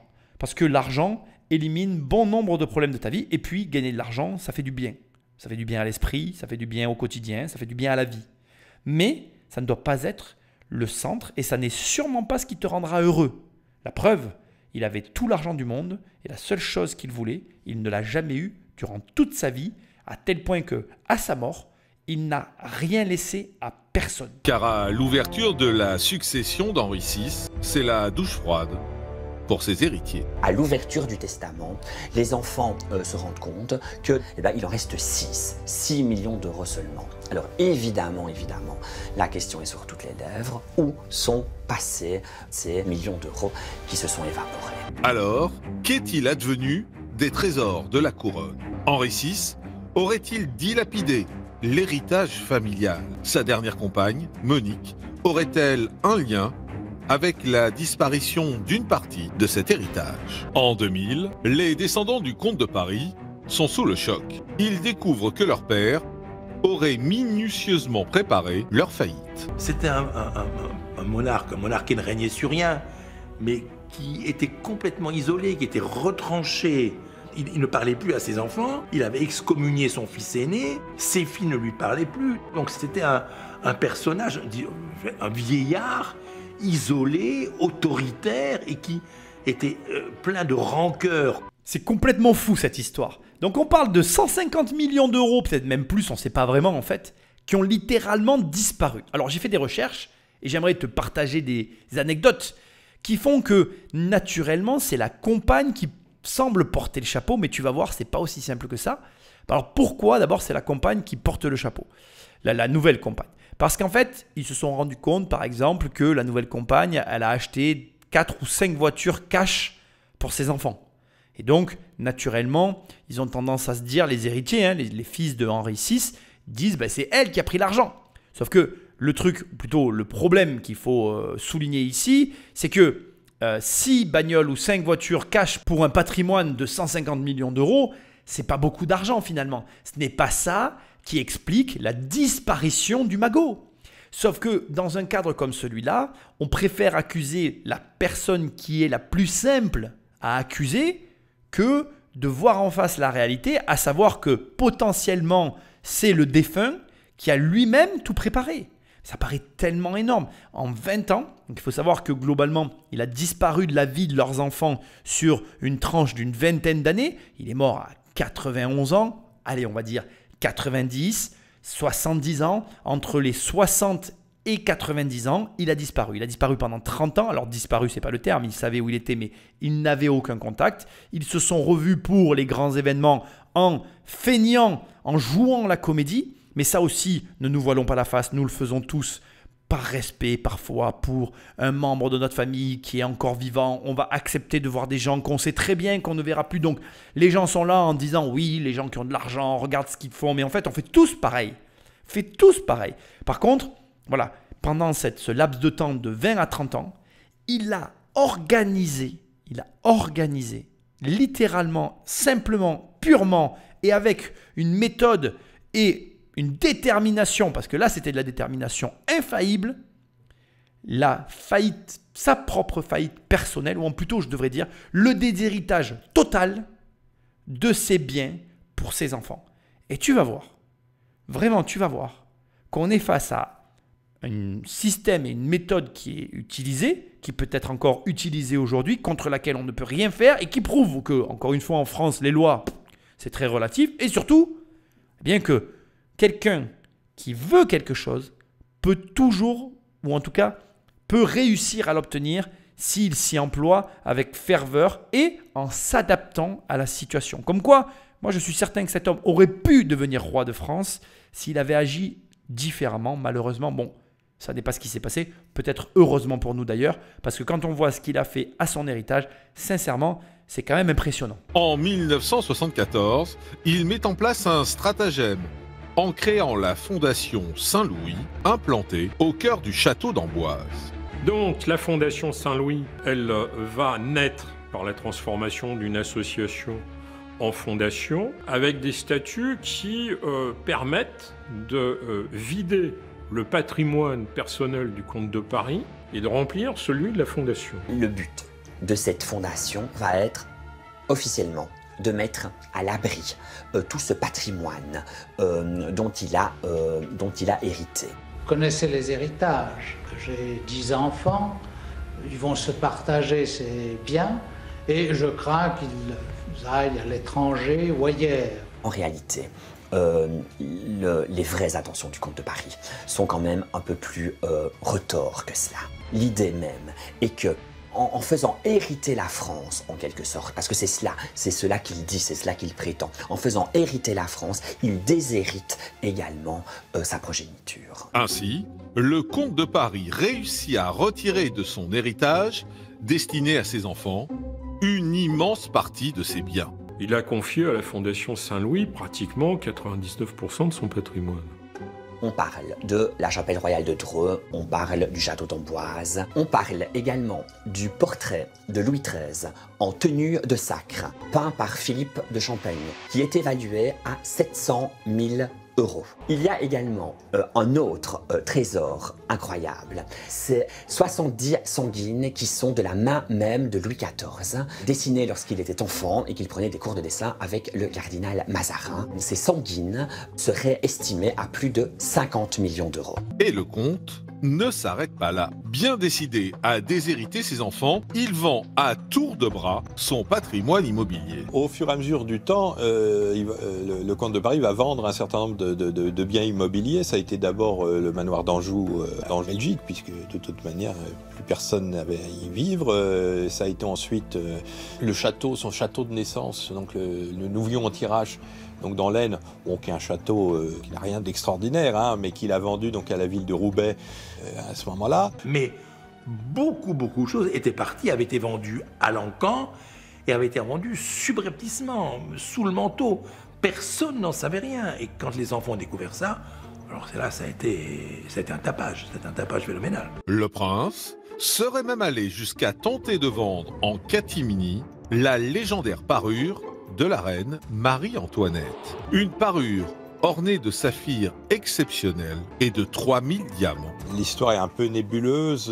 Il aurait essayé de le faire sortir de France pour aller en Suisse, le vendre en Suisse. Et une légende raconte que, paraît-il, le comte de Paris aurait été arrêté à la frontière en train de transporter la parure de diamants pour la vendre en Suisse. Ça a été saisi par les douanes et le Louvre l'a racheté 5 millions de francs. Parce que le Louvre a estimé à raison que c'était un trésor qui appartenait à la France et qu'elle n'avait pas à partir dans les collections privées d'un milliardaire saoudien ou d'un prince turc, bien sûr. Mais les produits des ventes du comte de Paris, estimés à 250 millions d'euros, ont disparu. Les regards se tournent alors en direction de Monique, sa dernière compagne. Le comte de Paris lui avait créé une rente viagère en Suisse et puis il lui a offert aussi une maison dans laquelle d'ailleurs il est mort en 1999 où ils vivaient ensemble près de Dreux, à Cherisy. Je dois dire, ça a été l'homme de ma vie. Pécuniairement, je n'ai pas profité de Monseigneur du tout. Bon, je pense que tu as compris la manœuvre qui nous laisse sans voix. Il a soit cédé, donné, appelle ça comme tu as envie, à une fondation, alors une ancienne association qu'il a modifiée en fondation, l'ensemble des biens qu'il a voulu lui céder, soit pour le reste, il l'a vendu et à partir de là, l'argent a littéralement disparu. Alors j'ai fait pas mal de recherches, il y a beaucoup de choses qu'il faut savoir. Je t'ai laissé le passage sur la parure de Marie-Antoinette parce qu'il y a pas mal d'histoires comme celle-ci qui circulent en fait finalement sur le comte de Paris et sur ce qu'il aurait pu faire avec son patrimoine. Il faut savoir qu'il y a des sommes colossales qui se sont évaporées. Et d'ailleurs, à juste titre, la Suisse ressort lorsque tu écoutes différents reportages et ou que tu lis différents textes. On sait qu'il avait des comptes, qu'il a hérité de son père de comptes un petit peu partout. On sait aussi que ce sont des familles qui, avant finalement l'ère informatique, avaient de nombreuses ressources qui n'étaient pas déclarées auprès des administrations fiscales. Alors on sait pas, mais tu comprends ce que je veux dire. Et que donc de facto, la connaissance financière avancée que j'ai moi-même avancée dans mes suspicions sur la façon dont avait le prince, le potentiel héritier, bon bref, Henri VI, de gérer ses finances, s'avère être exact puisque avoir cette idée de fondation, c'est carrément, c'est génial. Alors, à ce niveau d'argent, tu as aussi recours à des conseils, donc de toute façon, c'est difficile de dire d'où vient cette connaissance financière. Mais un petit peu tout finalement en tout cas au regard de tout ce que j'ai pu voir, je suis quand même assez convaincu qu'il avait une connaissance élargie en matière financière et qu'il a su, à juste titre, très bien comment dilapider pareille fortune. Crois-moi, pose-toi la question. Hein. En 25 ans, tu as 25 ans pour dilapider. Alors le montant, pareil, je veux quand même que tu le saches, le montant exact de ce que possédait le comte d'Orléans, ça reste flou. J'ai vu de nombreuses, en tout cas dans mes recherches, j'ai pu voir de nombreuses évaluations diverses et variées. On dit 1 milliard de francs, donc 150 millions, c'est ça, c'est 1 milliard de francs. Mais 150 millions en 25 ans, ça fait 6 millions par an. Alors aujourd'hui, à l'époque à laquelle on vit, grâce finalement à Internet, à l'accès qu'on a à l'information, dépenser 6 millions par an, tu peux facilement acheter des villas partout dans le monde et en acheter une par an et ça pourrait aller vite. Mais enfin, 6 millions par an dans les années 70, 80, 90, c'est énormément d'argent. Ça ne se dépense pas comme ça. Et donc, ça devrait te porter à réflexion pour te dire que déjà, comme c'est le cas aujourd'hui, hein, quand tu fais des recherches sur le compte de Paris, tu te rends compte qu'il y a beaucoup de gens qui suspectent que l'argent soit quelque part où on ne sait pas. Il y a même des suspicions même sur certains héritiers, parce qu'il faut savoir que ça ne ressort pas dans cette émission, mais en fait le comte de Paris avait tourné le dos à ses enfants directs, mais s'entendait bien avec 2 de ses petits-enfants. Il avait 2 petits-enfants, donc le fils de son aîné et un autre enfant de je ne sais plus qui, avec lesquels il s'entendait parfaitement bien. Et donc, il y a des suspicions sur ses enfants. Il faut savoir qu'il a volontairement retourné sa famille contre eux-mêmes, c'est-à-dire que son fils aîné ne parle plus à son fils parce qu'il a nommé comme successeur finalement, non pas son fils, mais son petit-fils. Bon bref, des trucs de bourgeois et de la noblesse que nous ne pouvons pas comprendre. Mais ceci étant, ce qu'il y a de certain, c'est qu'on est dans une, dans une manœuvre financière d'une intelligence rare qui te montre que tu peux déshériter tes enfants. Alors tu vas voir, je te laisse un petit peu de suspense, mais ça ne va pas finir comme ça. Et on est aussi dans une manœuvre financière où on pourrait se dire, mais attends, quand même, si réellement, parce que tu comprends à ce stade, tout accuse Monique, sa deuxième épouse, pour qui, pareil, j'ai vu tous les montants, de 40 millions à 6 millions, on peut passer par tous les montants, il y a tout le monde qui dit que c'est elle qui a aspiré tout l'argent. Mais enfin, entre nous, on parle de 6 millions par an pendant 25 ans. Ça me paraît invraisemblable qu'elle ait dépensé autant d'argent, d'autant que comme elle le dit elle-même, ça se verrait. Mais bref, tu vas voir ce qu'elle va dire et moi j'ai encore des révélations à te faire la concernant. Du tout, parce que d'abord j'avais un salaire qui m'était donné, que je pense que je méritais. Et puis en plus de ça, je ne suis pas une femme à argent. Alors déjà, bon, elle avait un salaire pour être avec son mari. Alors c'est pas vrai. C'est des raccourcis tout ça, je t'explique. En fait, quand ils se sont rencontrés, elle a obtenu un salaire de la maison de retraite dont s'occupait le comte de Paris. Elle touchait 50 000 francs par mois, c'est colossal. Et elle a touché ce salaire toute sa vie durant. Elle était la gouvernante et à la fois la compagne du comte de Paris. Et indépendamment de tout ça, elle recevait des cadeaux et bénéficiait du train de vie du comte. Mais ça, j'ai envie de te dire... Bien sûr que ça fait rager les enfants, mais c'est le lot de tout le monde. Si moi demain, je vivais avec quelqu'un d'autre, la personne bénéficierait de mes horaires tardifs, de mon exécrable caractère. Et je remercie ma femme qui, je sais, m'écoute maintenant en podcast, puisque je la quitterai jamais. C'était un message pour elle, c'était personnel. Et en vérité, ce que je veux te dire, c'est que c'est pareil. Demain, tu es avec une femme qui est richissime, elle te quitte, elle se met avec un autre homme, et ben, le nouvel homme bénéficiera de son train de vie. Ça, après, qu'est-ce que tu veux que je te dise ? C'est comme ça.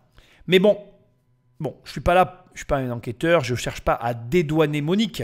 Je cherche à te dire simplement qu'il y avait des accords entre eux, qu'il y a eu ensuite la relation et que la relation a modifié normalement la nature des accords, mais que pour je ne sais quelle raison, je ne suis pas dans leur couple, les accords ont perduré, le salaire, etc., etc. Et le couple aussi a perduré. Autre élément hyper important que je veux dire qui ne ressort pas ici. Monique avait des... Je ne sais même pas quel terme employer. Elle avait des liens avec la politique, notamment mon ami Jean-François Mitterrand.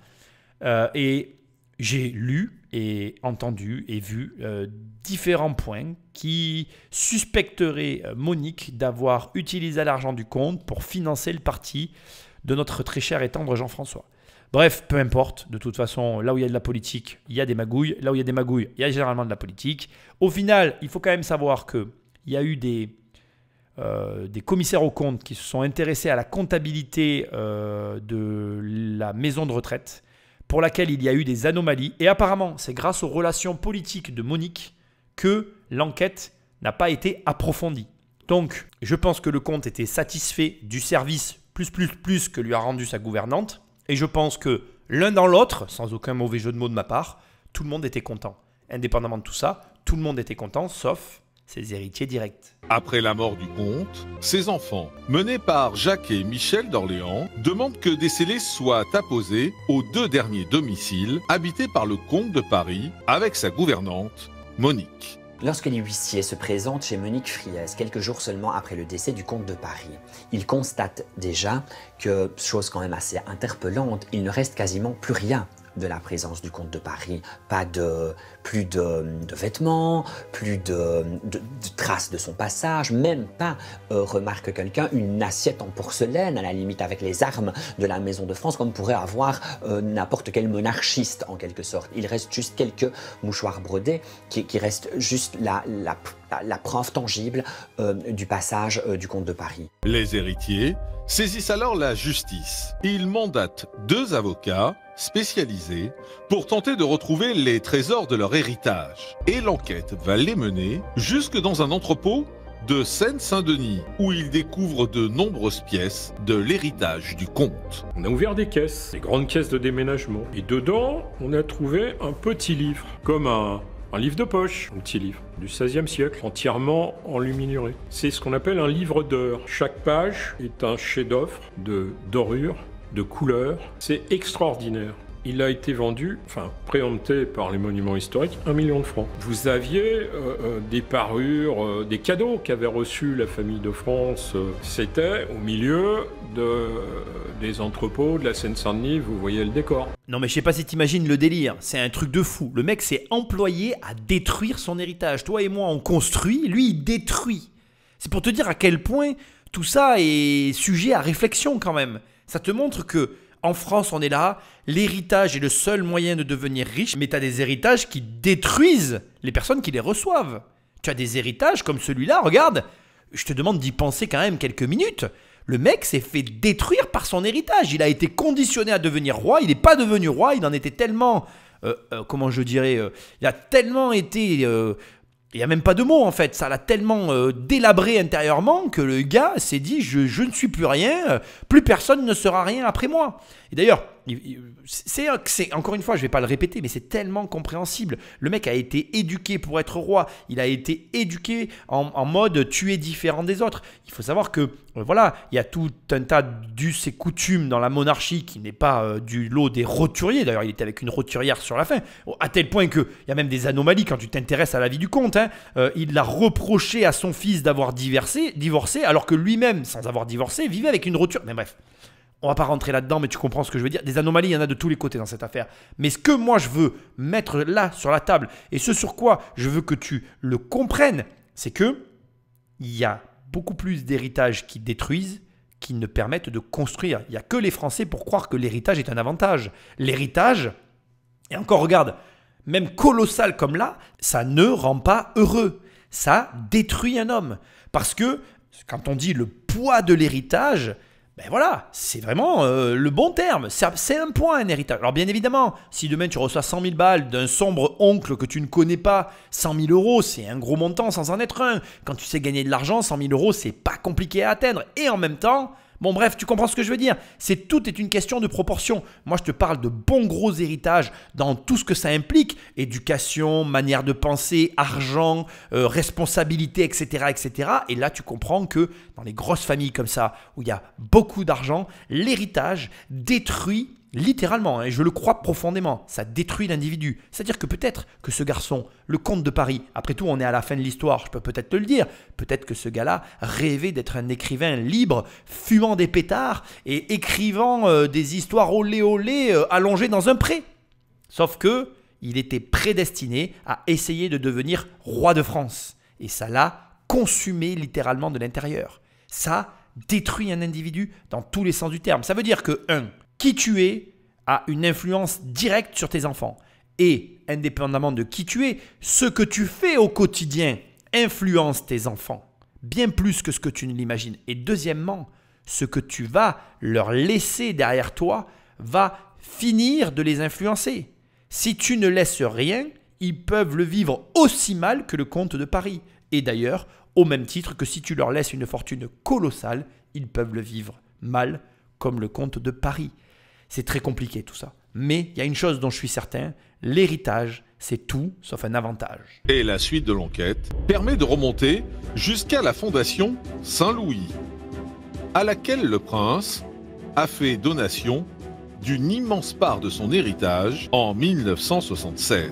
Les avocats vont alors tout mettre en œuvre pour faire annuler cette donation. S'engage alors une longue bataille entre les héritiers et la fondation. Ces enfants sont quand même les enfants du comte de Paris.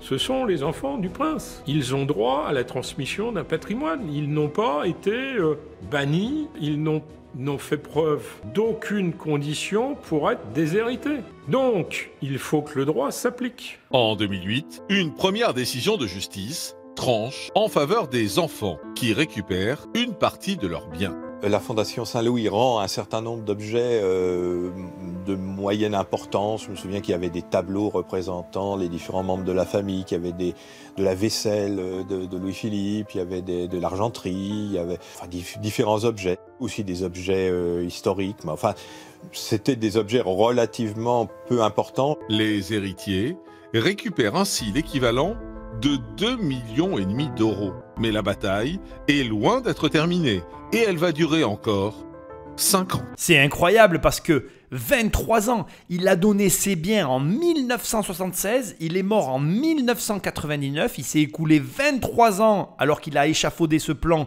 et qu'il a œuvré pour déshériter ses enfants. Et pendant toutes ces années, à aucun moment de sa vie, il n'a flanché. Il n'a repris contact avec ses enfants pour éventuellement, moi j'en sais rien, tu vois, agir ou commencer à peut-être envisager les choses même se réconcilier. Absolument pas. Ça te montre une chose essentielle pour toi. Ça veut dire que tu as largement le temps de devenir riche dans ta vie.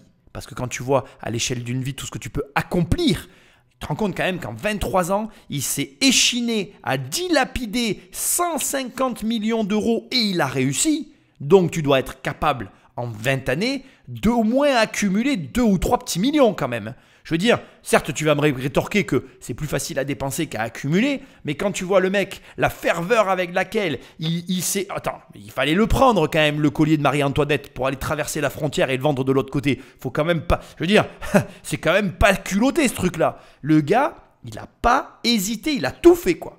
Même des trucs douteux, tu vois, pour piller sa propre famille. Donc, tu dois, comme moi et comme nous tous, être capable de te construire une fortune. Et d'autant que ça nous montre que le temps qui nous est donné est suffisant pour faire ce que nous avons à faire. Change de mentalité, change de comportement, change de centre d'intérêt. Concentre-toi sur le pognon, accumule du pognon. Place-le intelligemment, sois plus violent, sois plus déterminé, sois plus excessif. Tu auras des putains de résultats. C'est pas possible autrement. Je veux dire, ce qu'on est en train d'entendre, moi je te promets que de faire cette émission, ça m'a fait halluciner, ça m'a même fait réfléchir. Je me suis dit, je suis là en train d'observer une vie qui finalement me semble quand même avoir un potentiel. Au départ, sa vie, elle avait un potentiel de fou. Je veux dire, il pouvait tout faire, Il a choisi le seul truc qu'il fallait pas qu'il fasse en fait. Il y avait un truc à pas faire, il s'est dit, tiens, je vais faire le seul truc que je peux pas faire. Bon, après tout, s'il avait réussi, je serais là en train de faire son éloge. Il se trouve qu'il a raté. Il a raté, ça l'a détruit. Et il s'est dit qu'il allait tout détruire. Je veux dire, bon voilà, on pourrait parler des heures sur le mec. Mais en attendant, moi je m'en tire de là avec qu'un seul et unique truc en tête. Que tout est possible, bordel. Ça veut dire que tu n'as qu'à prendre... Je vais y arriver à le dire. Tu n'as qu'à prendre une seule décision, t'y tenir et agir avec détermination et pas d'obsession. Ça veut dire que si ça ne fonctionne pas, tu changes d'épaule, tu réajustes et tu recommences. Ça ne marche pas sur les deux épaules, pas la gauche, pas la droite, tu changes d'arme, tu changes ta manière de penser et tu recommences. Ainsi de suite jusqu'à ce que tu y arrives. Tu devrais en être capable quand même. Donc voilà, moi je pense que ce gars-là, ce que tu dois en retenir, c'est que d'abord, tout est possible. Parce que je veux dire, il est quand même revenu en France pour devenir roi. Et moi, je ne le savais même pas. Ça me fait halluciner. Il y a dans les années qu'on est en train d'évoquer ensemble, il y a des années où j'étais vivant. Il y a des années où moi, je faisais des choses. Quand j'entends l'année 1999, je sais où j'étais. Tu vois ce que je faisais, je m'en rappelle. Et ce gars-là était en train de décéder dans la haine la plus totale envers sa famille. Donc ça veut dire que les sentiments humains et la façon dont tu les utilises produisent une énergie positive ou négative. Et cette énergie, tu peux t'en servir soit pour avancer, soit pour reculer. Alors moi, je te donne mon conseil, tu feras ce que tu veux avec, mais avance. Et en 2013, coup de théâtre, la justice tranche enfin en disant officiellement que l'incroyable donation qui a été effectuée en 1976 par le comte de Paris à la Fondation Saint-Louis est non recevable et que l'ensemble, enfin du moins une grosse partie de ces biens doivent être restitués aux Orléans, aux descendants donc directs à ses enfants du comte de Paris. En septembre 2015, les descendants décident d'organiser une vente aux enchères de ces biens. Les héritiers ne peuvent pas, premièrement, payer les droits de succession qui sont absolument astronomiques et secondement, c'est très difficile de diviser cet incroyable héritage en parts égales. Et l'incroyable héritage des Orléans va créer l'événement. Au final, cette vente exceptionnelle rapporte 6 200 000 €, auxquels s'ajoutent 6 millions pour des toiles de maître préemptées par l'État au nom de la conservation du patrimoine national.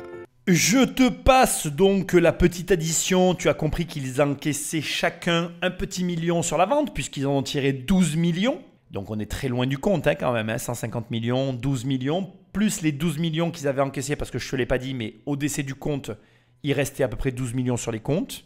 Donc 12 plus 12, ça fait 24, ils sont 11. Donc ça fait à peu près 2 millions par enfant.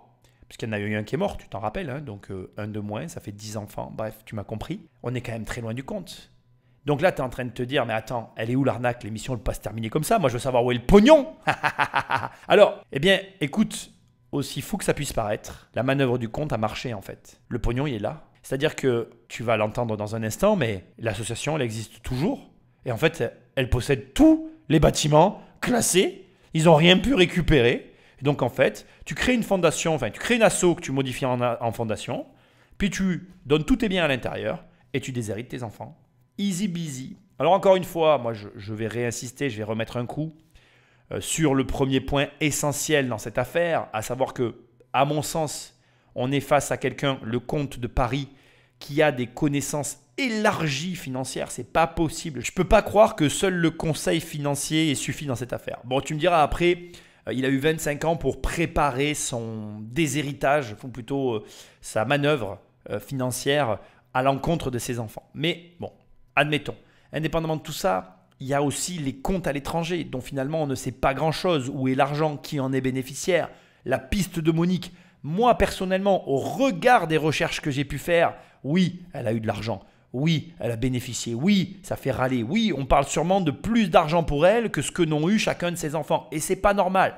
Ok, mais les 150 millions ne sont pas là non plus. Je ne peux pas le croire. Ça n'est pas cohérent. Et enfin, il y a cet élément qui n'a jamais été évoqué dans aucune des recherches que j'ai pu faire, à savoir qu'on est sur une famille au départ transcontinentale avec de nombreuses propriétés de par l'Europe et à mon sens dans le monde aussi, j'aurais du mal à croire autrement, ou en tout cas l'inverse, que dans le monde il n'y ait pas d'autres propriétés. Donc à mon sens, il y a des comptes cachés qui n'ont jamais été retrouvés, qui ne seront jamais retrouvés, et il y a de l'argent qui s'est évaporé avec des ententes. Ça ne peut pas être autrement. Il y a à ce niveau-là, et je ne peux pas le croire différemment, il y a des accords, il y a des personnes qui collaborent. Parce que on est quand même en France, on a quand même eu à ce jour des affaires équivalentes qui ne se sont pas terminées de la même manière. Donc on voit bien que dans un cadre comme celui-ci, où il y a des enjeux, où, je l'ai coupé au montage, mais tu l'as compris, l'État préempte quasiment sur beaucoup de pièces pour récupérer, car patrimoine français. Et d'ailleurs, à ce propos, c'est le plus grand gâchis de cette affaire. On a une personne qui, à vouloir dépouiller ses enfants, nous a tous dépouillés de cet héritage. Parce que, tu peux penser ce que tu as envie de cette affaire. Là, on est sur l'héritier d'une famille qui a accumulé sur le dos de notre pays 1000 ans d'histoire. C'est 1000 ans de fortune qui ont été dilapidés par un seul homme. Est-ce que c'est réellement normal? Moi, je n'en suis pas certain. Cette histoire à laquelle tu viens d'assister, qui n'est autre que le sabordage d'une famille entière, ça n'est pas la famille d'Orléans qui a été sabordée. C'est la famille française tout entière. Tous les Français se sont fait déposséder par le comte de Paris. Parce que c'est l'héritage de la France. Alors bien évidemment que c'est avant tout l'héritage de la famille d'Orléans. Je n'ai pas la prétention de me sentir au niveau, à la hauteur du sang royal des Français. D'autant que moi, avec mon sang de métèque qui vient tout droit de Serbie, je serais bien déplacé que de revendiquer une once de ce patrimoine. Mais tu comprends ce que je veux dire. Derrière la famille d'Orléans, il y a tous les Français qui, d'une certaine façon, ont contribué à cet héritage. Et pour moi, à mon sens, c'est une grande tragédie que tout ceci se soit terminé à cette manière-là. Je pense que De Gaulle aurait mieux fait de le nommer président, ne serait-ce que pour préserver le patrimoine de la famille. À mon sens, peut-être que lui aurait restauré les constructions haussmannes dans notre pays. Peut-être, ou peut-être pas. Je ne le saurais, et toi non plus, jamais. En tout cas, ça nous montre que léguer de l'argent à ses enfants, c'est pas forcément une bonne idée, qu'il est préférable de leur transmettre de vraies valeurs, et aussi préférable de ne pas leur donner d'objectifs dans la vie. N'aie pas d'attente pour tes enfants. Je ne cherche pas à lui trouver des excuses, mais il y a quand même une chance relativement grande pour que l'idée et la volonté de devenir roi de France n'aient pas été que de son propre chef lors de son enfance et de son éducation. Bref, comme tu peux le voir, un héritage, ça n'est pas que de l'argent, c'est aussi l'éducation, la vision de la vie que tu transmets à tes enfants. Et je ne sais pas si cette émission t'aura fait réfléchir sur le sujet, mais j'espère qu'elle te fera prendre conscience que l'héritage, c'est tout sauf un cadeau. Je me répète parce que la répétition, c'est la clé de l'apprentissage, mais j'aimerais que tu le gardes en tête. Les héritiers n'ont toutefois pas pu récupérer les grands monuments historiques comme les châteaux d'Amboise et la chapelle royale de Dreux ou encore la nécropole des Orléans qui appartiennent toujours à la Fondation Saint-Louis. Monique, la dernière compagne d'Henri VI, est décédée en 2017 sans n'avoir jamais pris contact avec la famille du comte. Pour autant, après 20 ans de bataille juridique, le clan des Orléans semble avoir retrouvé la paix. Et la souffrance affective de ses enfants, elle m'a été révélée par Henri et par Jacques d'Orléans beaucoup plus tard, mais avec presque des larmes dans les yeux. C'est compliqué parce que c'est une famille qui est à la fois, qui est déchirée comme toutes les familles par des intérêts, mais en même temps on sent c'est une véritable famille, quoi. C'est un clan très très soudé. Hein. Henri VII, fils aîné du comte de Paris et successeur du titre, est lui décédé en janvier 2019. C'est donc son fils, Jean, 57 ans, qui reprend le titre de prétendant au trône. C'est le plus hallucinant dans cette affaire, c'est que Monique est morte de son côté sans que jamais personne de la famille ne vienne la voir et que donc du coup, j'ai envie de dire, la dernière partie de la vie de Henri VI n'a pas été connue du reste de la famille, mais bon, à mon avis, c'est lié à la haine et à la succession en elle-même, ce qu'il a laissé, ou pas laissé d'ailleurs, je ne sais pas comment il faut que je dise à ce stade, bref, tu connais l'histoire maintenant, tu te rends compte que le plus gros patrimoine immobilier de France a été donc pour partie vendu par son propriétaire et pour partie détenu par une fondation, une ancienne association devenue fondation, qui a pour but de permettre le déshéritage des héritiers du patrimoine, un peu tiré par les cheveux, mais le délire quoi. Et on parle pas de, tu vois, on sait pas vraiment. Moi, j'ai fait des recherches. En fait, c'est le plus gros patrimoine français parce qu'en fait, il est orné de biens d'une valeur inestimable. Il faut que tu saches que parmi les biens que possédait la famille, il y avait Versailles. Versailles a appartenu à cette famille. Le fait est que bon, ça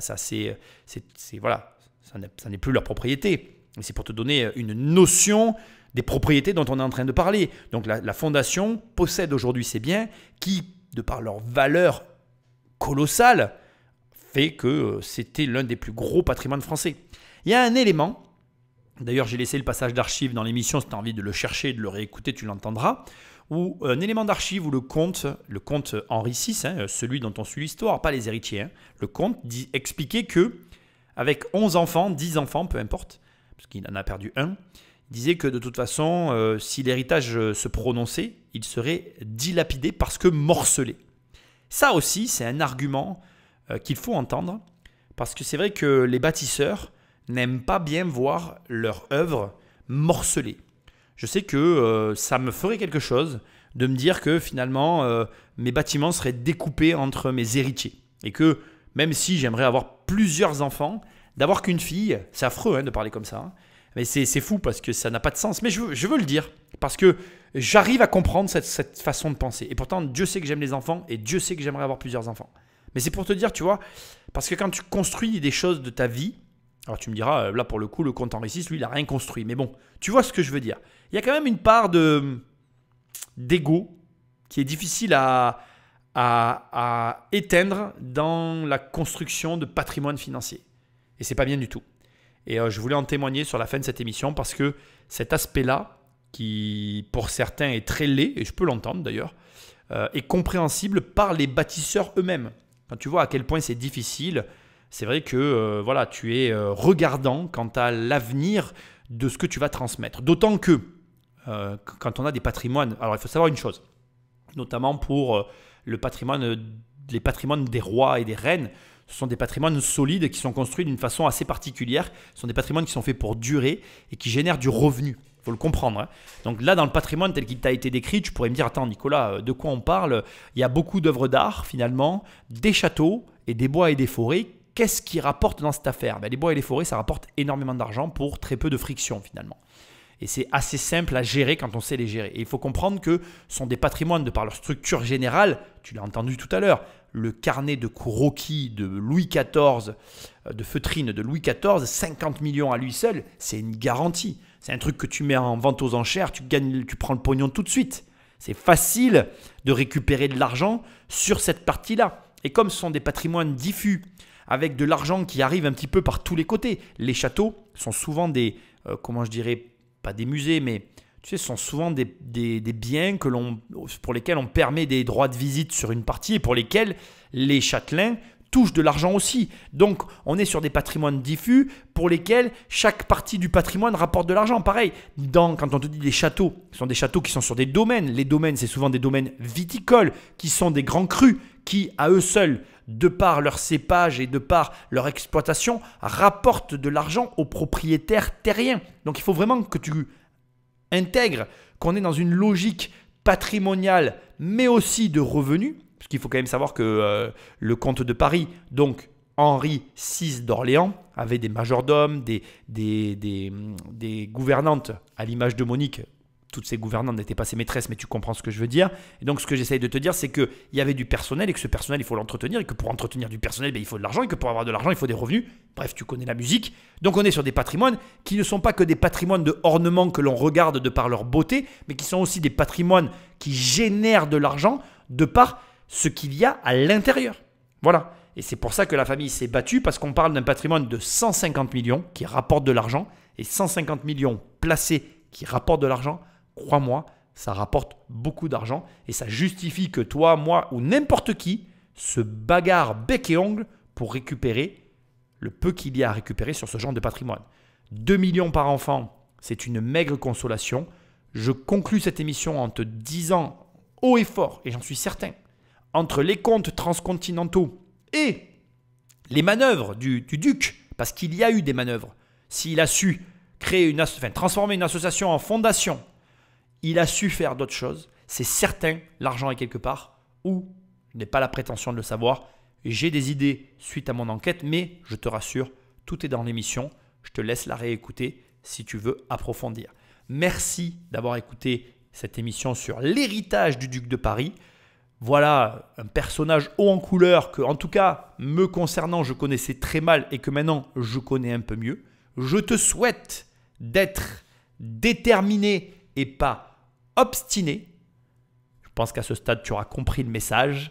Like, partage, va sur immobiliercompagnie.com dans l'onglet formation, il y a mes formations, dans l'onglet livres, il y a mes livres et dans l'onglet coaching, on travaille toi et moi ensemble sur le projet de ton choix. Et je te remercie de partager ce podcast avec tes amis parce que sans toi, il n'existerait pas. Et je te dis à très bientôt dans une prochaine émission. Salut!